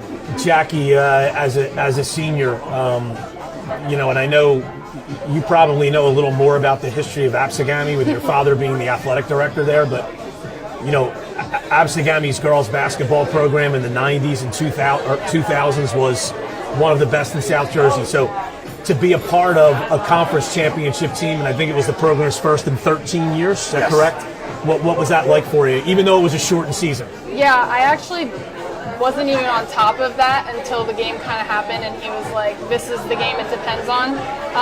But obviously I've been watching since my oldest sister played 4 years ago, so I've been at almost every single game since I was very young, and I've looked up to people like Julia Dolan and Tara Booker and all of them. But to finally be the one on the court winning that title, I've wanted that since I was little. So. Chichi, after having so much of your junior year taken away, and now you're a senior, how much are you looking forward to having what we all hope is a full season? I'm really looking forward to this season. I think it's going to be good for us, the team. It's going to be good for everybody. Yeah. Reese, you're the newcomer here, but I know you've played a lot of basketball, and and I know this team's counting on you, even though you're just a freshman. What's it like now for you getting the opportunity for the first time to play high school basketball? It's very exciting, but it's also nerve-wracking. But I can't wait till the season starts to play out and everything. I think it'll be easier. Bob, we talked about this at the top, different conferences this year, and the way it's shaken out. Yourself and Atlantic City and Mainland, probably 3 of the top 4 or 5 teams in the league are all in the same conference. And I know on any given night there's a couple other people in there that could give any of you a tough game as well. But to have that kind of competition right in your conference, you actually probably have to like that, don't you? Well, I mean, the main goal is always to be ready for the state tournament, and nothing's going to get you ready more than Mainland and Atlantic City, and obviously Mainland's going to be trying to win the same section as we are. So these are great tune-up games for it, and there are going to be some battles. I mean, everybody knows how good these other teams are, and just to be mentioned in the same breath is pretty cool for us, and we're looking forward to the opportunity to compete with these guys. 2 years ago, I know you had it was a kind of an anticlimactic end the way you ended your season, but to win 2 state playoff games and get to that sectional semifinal, that had to be something that for Chichi and Jackie, especially the younger kids in the program, had to be something that really kind of buoyed your program a little bit to have that kind of a playoff run, and how enjoyable that can be. Well, I think what people don't really remember is we were losing all those games. I think we were down by 6 with a minute left in the first game. We were down 14 to Timber Creek in the 4th quarter. So to come back from them games and all the energy, and we were really pumped up to play Mainland, and give them credit, they played better than we did that day. But it was a little hard on us. Jackie just came back from a season-long injury, and I think we kind of hit the wall at the end, and we give them all the credit, but we still feel like there's some unfinished business, and I know these kids really are excited to get back at it, and they want to make a big run this year. So you have Reese and Jackie and Chi-Chi here, but why don't you tell us about some of the other kids that you're relying on, because I know this is your fourth year to probably be one of your deeper teams. Yes, this is definitely one of our deeper teams. We look to run 8, 9 deep. Besides these three guys, we also got Gianna Baldino, who's a junior. She's a real defensive stopper who's improving on offense. We also have another freshman, Julia Hartman, who's a sniper, who can also drive to the hoop and make things happen. We expect a lot from her. We also have Iggy Crandell, who's a senior, who's going to be playing a lot of forward and doing a lot of defensive things for us. And we also have Jalasia Nurse. She's a senior, and she's averaged 11 rebounds last year. So we got a lot of depth, and we still have a lot of other players besides that in our program. It's not just them. This is the first year we actually go 5-on-5, and it's competition. It's brutal, and I think they're ready for some fresh meat. I think they're tired of beating each other up. To have two kids back here, Jackie averaged about 8 or 9 a game last year. Chi-Chi was maybe 8.7 rebounds. To have a couple of established kids that have proven that they can play in this league and be solid players, and then you surround that with younger players and some of your other older players coming back. You got to feel good about having that kind of mix. Yeah, I feel really good where we're at. I think Jackie was up the point guard all year last year. She never got a break. We never really had a lot of help for her on the guard spot. So now that the fact that we have other guards that can handle the ball, it's kind of going to show more of the skill set that she has. I mean, I think she led the league in blocks, steals, and assists as a guard. That's pretty crazy. But I think we're going to be leaning on her a lot more on a leadership role as a scorer and just to keep everybody on track. But it's nice to have guard help. That makes her life a lot easier. And my forwards, they keep improving. They really weren't basketball players when I got them, and now they're 4 years in, and they're turning into basketball players. And I think they are really excited for the year to start. Reese, I know you've played AAU and things like that, but to come out of 8th grade not having really a full season, and now you're thrown right into the high school mix. What's that part been like for you? How do you feel like you're fitting in with your older teammates, so to speak, after all that? We played in the summer, so I already kind of knew them and everything. And I played AU even with COVID, after COVID, that when it was okay to go out. So it's been easy for practices to start and all that with all the team because I know them already. Chi-Chi, what's it been like being with each year? It's probably really since you and Jackie have been in the program. Each year you guys have gotten a little bit better. What's it been like to experience being in an ascending program? And I know you're looking forward to having another good season this year. It's really nice, and it's really fun to be a part of, and it's okay. It's really nice to be a part of, and it's nice to see everybody grow together and watch the team get better while being on it. Jackie, Absegami has a lot of really good sports teams. To kind of be a part of that, and I guess there's always that little competition among different teams of how, we did this in basketball and that type of thing. But talk about the community and the support you get up there at Absegami. I mean, since I walked in the doors, besides the fact that people know my dad and my sisters and my name, there's support everywhere, every teacher, every teammate on all of my teams. I've had football players who come to my volleyball senior night painting their stomachs with my number on it. So everywhere you look, there's somebody that has your back, and especially this team for basketball, we're a very close-knit group of people, and we spent almost all summer together. I got injured this summer, and they were all right there next to me. So specifically this team, the support is within every single player. Bob, you guys open, you jump right into it right away. Opener against St. Joe on the 17th, and then you're going to play Vineland at the tip-off event in Ocean City that Tom Williams runs. What are your thoughts on that opening weekend there with 2 games right in a row? Well, sometimes it worries you to go back-to-back. We got to just handle our business one day at a time, and we're trying not to look ahead, but it's hard when you got games that are hyped up so bad, but I got to keep these kids going one game at a time.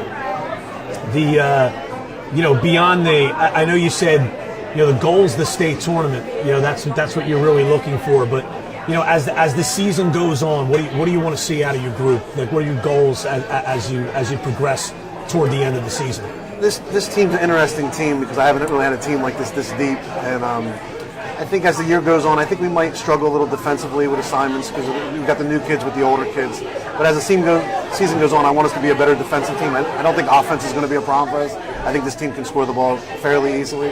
But I think just defense and communicating with each other and getting on the same page, I think by the end of the season, we're going to be a really tough out. Okay, all right, so this was Absegami. This is the high school girls basketball preview show live from Boca Restaurant in Margate. We appreciate you guys being here. Coach Bob Lasco, he was the guy who did all the work. He did all of it, girls, all of it. So when he first asked me to do this, I thought, I would really like to do this, but to put in all the legwork, I didn't have to do any of it. He did all of the legwork for me. It was great. So I appreciate you doing all that and making this happen. I know all the kids and the parents appreciate it. And to Absegami's players, Reese Downey, Jackie Fortis, Chi-Chi Wakocha, we wish you guys the best of luck this season. And thanks for coming here tonight. Thank you. Okay. All right, thank you guys. And so we will continue right after this short break, and we'll come back, and we'll have Jason Lance in Atlantic City coming up on the Atlantic County High School Girls Basketball Preview Show.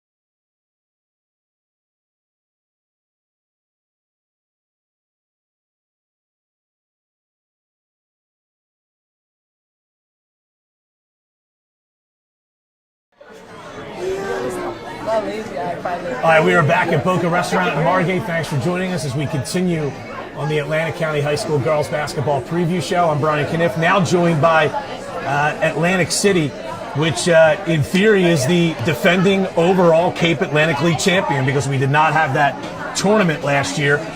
So we're joined by head coach Jason Lance, and this is a guy right here who you know is in it for the right reasons. And the reason I say that is he doesn't even know how long he's been coaching. So it's not about him. It's his 6th or 7th year, he said. So, and we're joined by 4 of his players. So it's Naisha Suarez, Sanaya Macon, Quanira Montague, and Sasha Lemons. And everyone, Quanira and Sasha, you are juniors, correct? Yes. And you 2 are seniors? Yes. Correct, okay. All right, so Jason, I know last year, probably as much as anybody in the Cape Atlantic League, you guys really had your struggles with COVID, didn't you? Yeah, for I sure. mean, what was that like? I know you only played 8 games. And so many things. It seemed like there were a lot of starts and stops for you guys, and all of a sudden it just ended abruptly. Our district took the safest route possible to deal with the COVID thing. So we didn't have any kind of off season. Mm-hmm. So we really didn't get to spend the time to really get in the condition to play the way we like to play.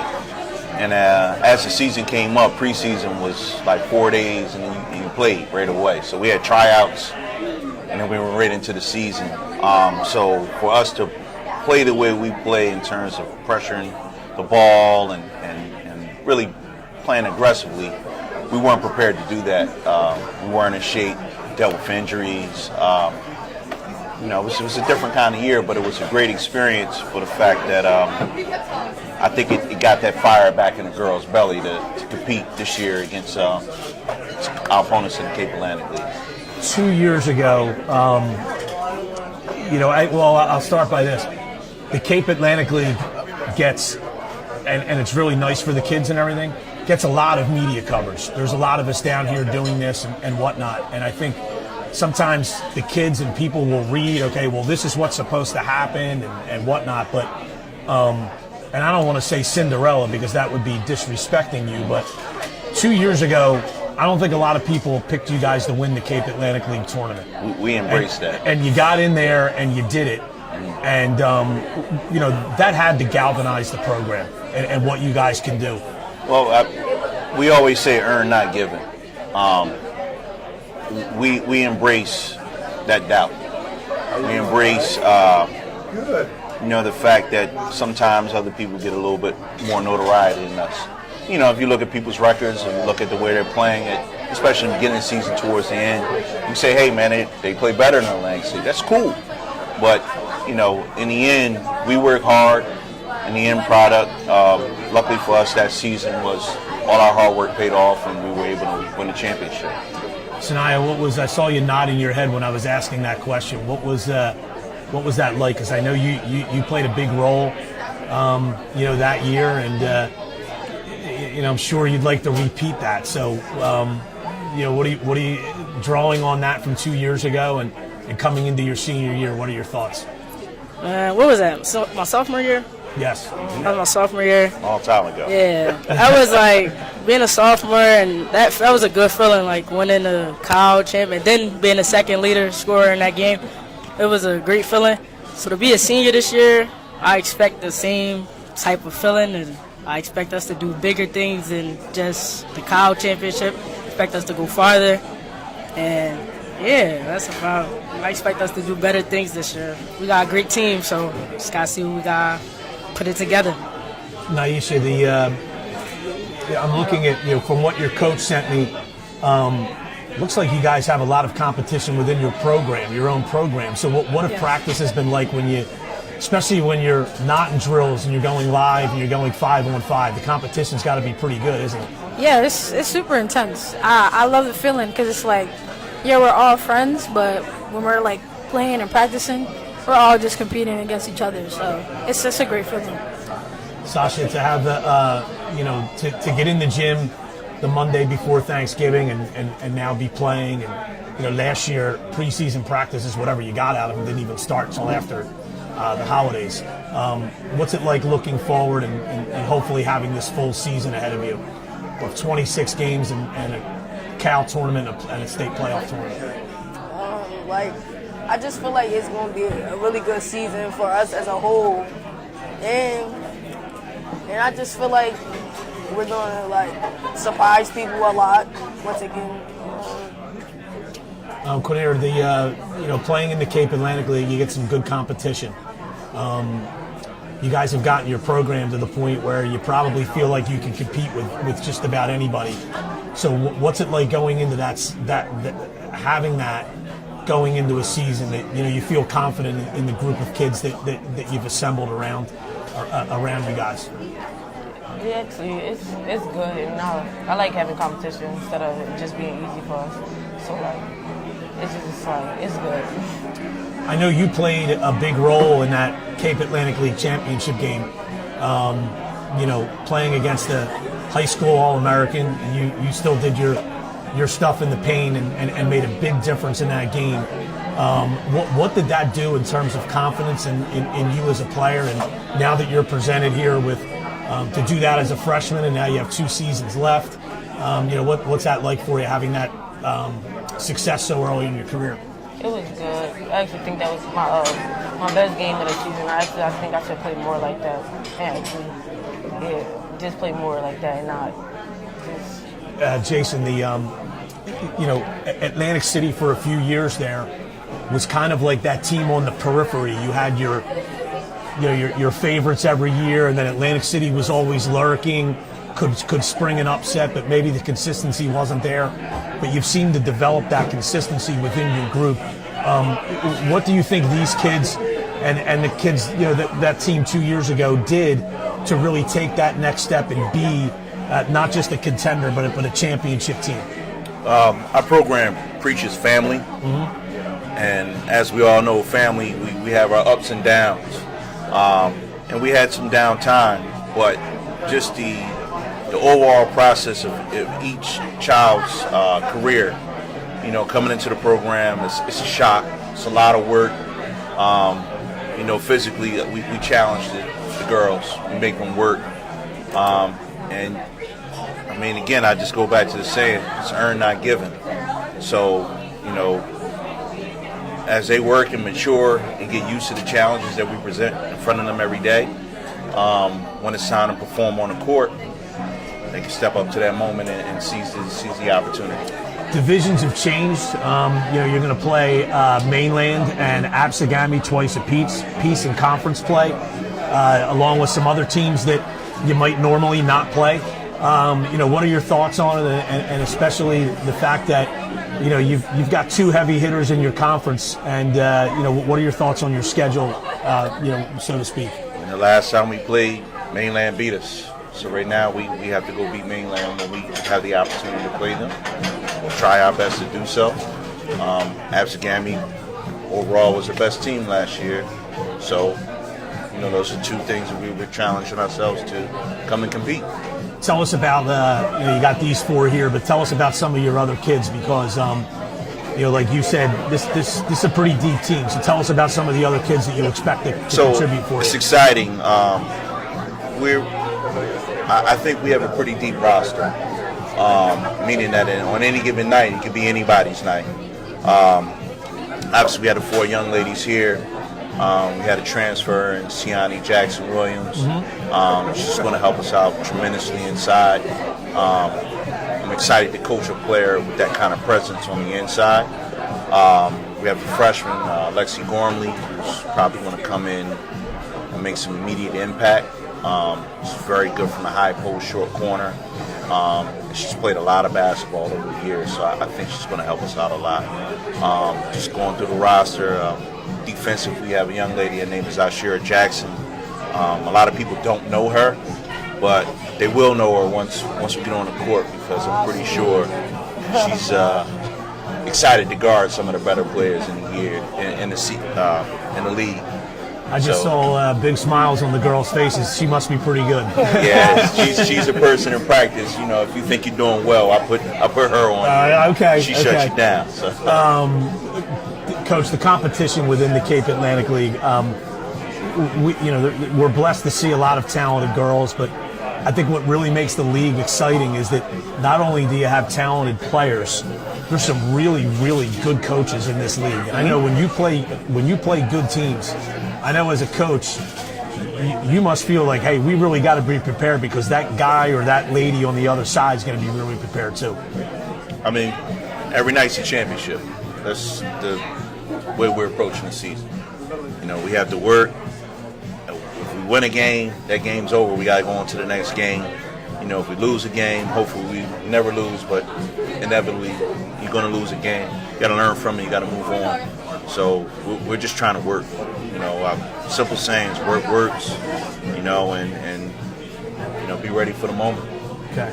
All right, so this has been Atlantic City. We appreciate you guys coming on. Best of luck through the season. So Naisha Suarez, Sanaya Macon, Quinera Montague, Sasha Lemons, best of luck, ladies, and enjoy every moment, enjoy the experience. And head coach Jason Lance, we appreciate you coming by as well. Good luck to you guys in the 2021-22 season. I appreciate it. Okay. All right, so we'll wrap it up here with Atlantic City. We'll come back right after this with Holy Spirit.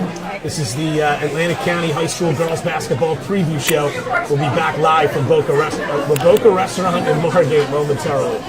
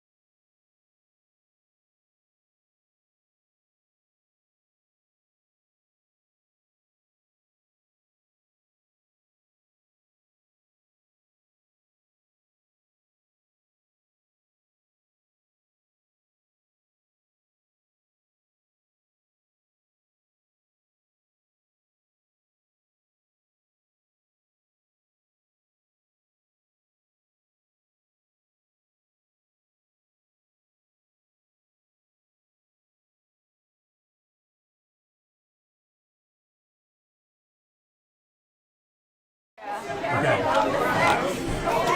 All right, we are back live at Boca Restaurant, our final segment of the Atlantic County High School Girls Basketball Preview Show. I'm Brian Kniff.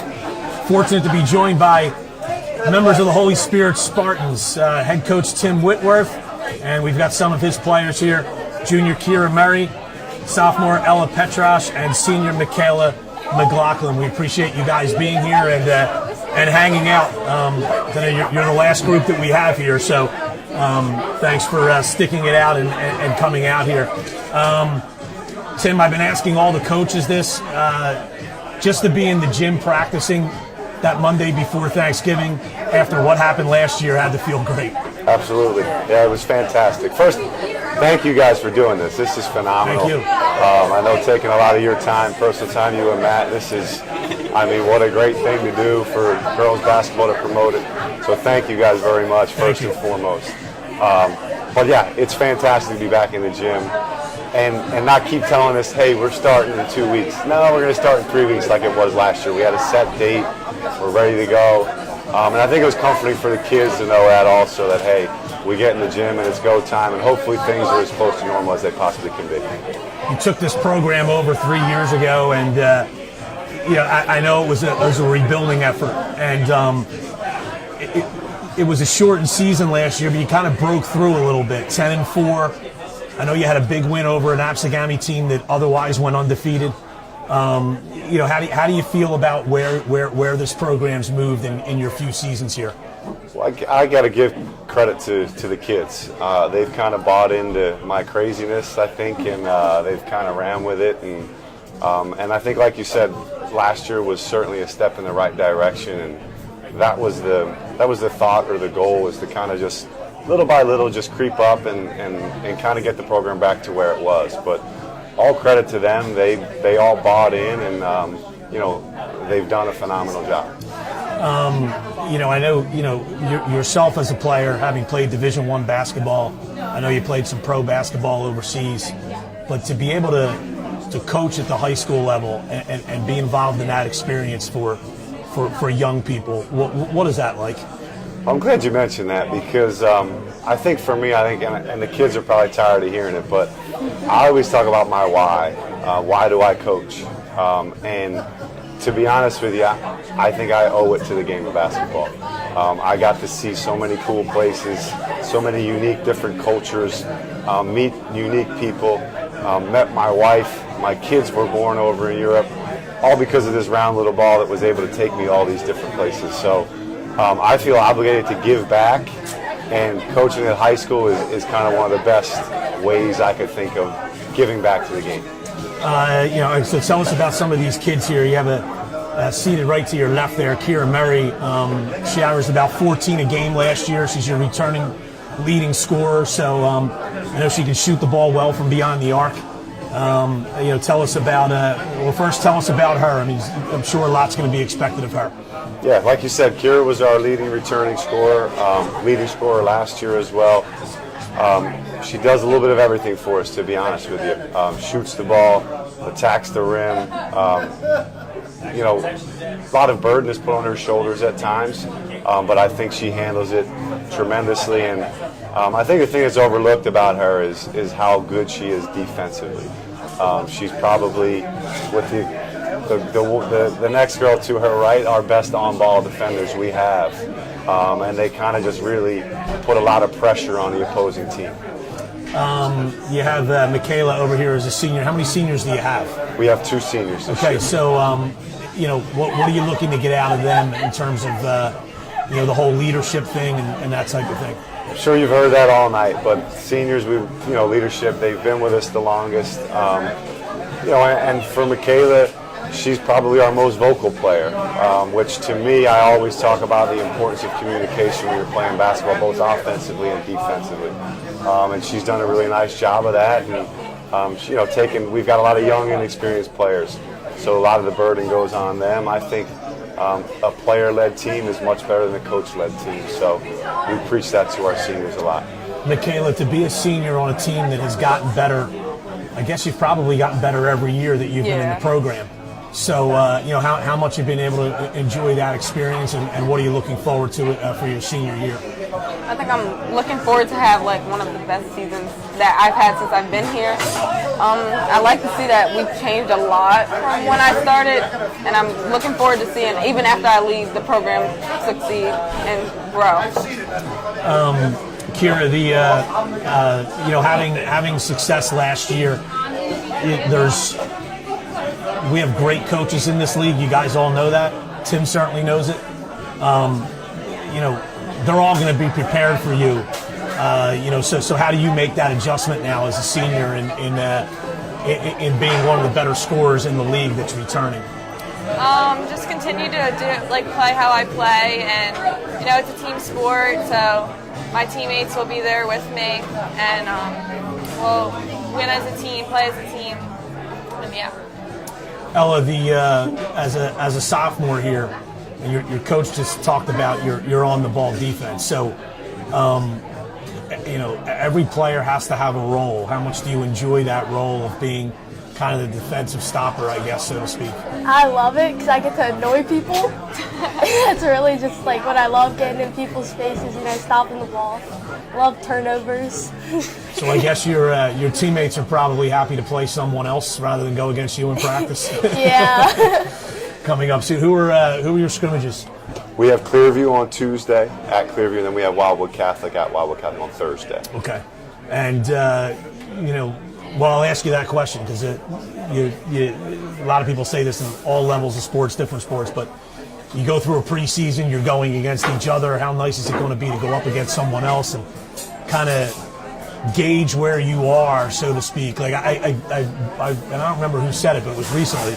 A coach said, when you're in preseason and you're practicing against one another, you say, wow, our offense looked great today, but you may have gone home and said, well, we weren't that great defensively then. So to use that gauge and the barometer to play two different teams this week. I actually think that was Scott Pittman. I think you're right. But no, absolutely. And I actually said that to them the other day at practice, I believe. I said, hey, this will be nice because we get an opportunity to stop competing against each other. It's good to, and I think we've done an awesome job of competing, but now it's time to take that and see exactly where we stand against somebody else. So. And then you move on to the regular season. Very interesting opening game. You play Ocean City at home, and there'll be a new head coach there. But Mike's been around that program for a long time. It's probably the benchmark in this league is to see what you can do against Ocean City. So what are your thoughts on that opener on the 17th? I've been blaming Steve Normain for the last couple of years about our opening schedule. So I can't blame him on this one, though, because I think this was done by design by the league. So, right. But, Ocean City, like you said, tremendous program, all the respect in the world for that program. And Mike has been around them forever. So we'll just, we'll go in, we'll compete, and we'll see what happens. Michaela, the Holy Spirit has a long tradition of getting a lot of really good support from within your community. So to be able to have fans back in the stands this year, hopefully, in some capacity, how much of a difference is that going to make? I think it's going to make a difference, a huge difference, because if the game is slow, quiet, they pick us back up. They give us more energy, as well as our bench. They help us get back in the groove that we need to be in. Kira, when you go on the road and you have the opposing fans and they're heckling you and whatever, I mean, as someone who's played a little bit, I'm sure you're looking forward to that too, aren't you? Yeah, I love that. I love the competitive energy in the gym when you go to opposing schools. It just makes you play harder. Ella, what are your thoughts on how you guys can do this year? I feel like we're going to be pretty good. We play fast, and I like that because, I don't really know how to put it, but, we get up and down the floor. It's how we play, and I just like the way we play. Tim, I'll ask you the same question. Holy Spirit is one of those places that, the alumni and the community really turn out and support. What's it like to be a part of a program at that school? It's phenomenal. I mean, the support, I can't believe, the amount of messages I get from people that are, just following from afar, people in the community. It's either, I didn't expect it, to be quite honest with you, but I feel very fortunate that we're able to have those people that are involved, and anytime you need help, someone is always willing to help you out, which I think is such a blessing for us to have as a program. How do you feel about the where you fit in with this new conference? You're in the national conference. The leagues have been realigned. So you're in with ACIT, Cape May Tech, Cedar Creek, Ocean City, Pleasantville, Vineland. That seems to be a pretty good spot for you to kind of test you a little bit, and you probably think you can be competitive in there. I hope so. There's Ocean City, obviously, like we had spoken about. Vineland, to be honest with you, we haven't seen them in my first couple of years, so have to study up on them. We've seen most of the other teams that are in with us, if not last year, certainly the year before. I think it'll be a nice challenge for us, and just like anything, I think if we play the way we want to, the way our style, so to speak, then I think I'll be happy, win, lose, or draw. Okay. All right, so Holy Spirit, Coach Tim Whitworth, Kira Murray, Ella Petrash, Michaela McLaughlin, we really appreciate you guys coming and hanging out, and you're the last segment, so thanks for being patient, and sincerely, the best of luck this year. Hopefully you get all 26 games in, and a Cape Atlantic League tournament if you make it, and a state tournament, and just enjoy it and have fun. Thank you very much. Okay. This was great. Thank you. All right, that'll be a wrap here from Boca Restaurant in Margate. We really enjoyed this, the high school basketball preview show for Atlantic County. First time we've ever done this. Hopefully it's not the last. Again, we really appreciate Bob Lasco for putting this together. Of course, Matt Homer on all the video production. There seems to be about $1.5 million worth of video equipment in here. Yeah, it's been a lot of fun to be here this afternoon. We saw the Eagles win, so that was good too, and just great to talk basketball again. And we really hope that the season goes well. We play a full season, and everybody really enjoys it. So that'll do it here from Boca Restaurant. I'm Brian Kniff. Thanks for joining us for the Atlantic County High School Girls Basketball Preview Show.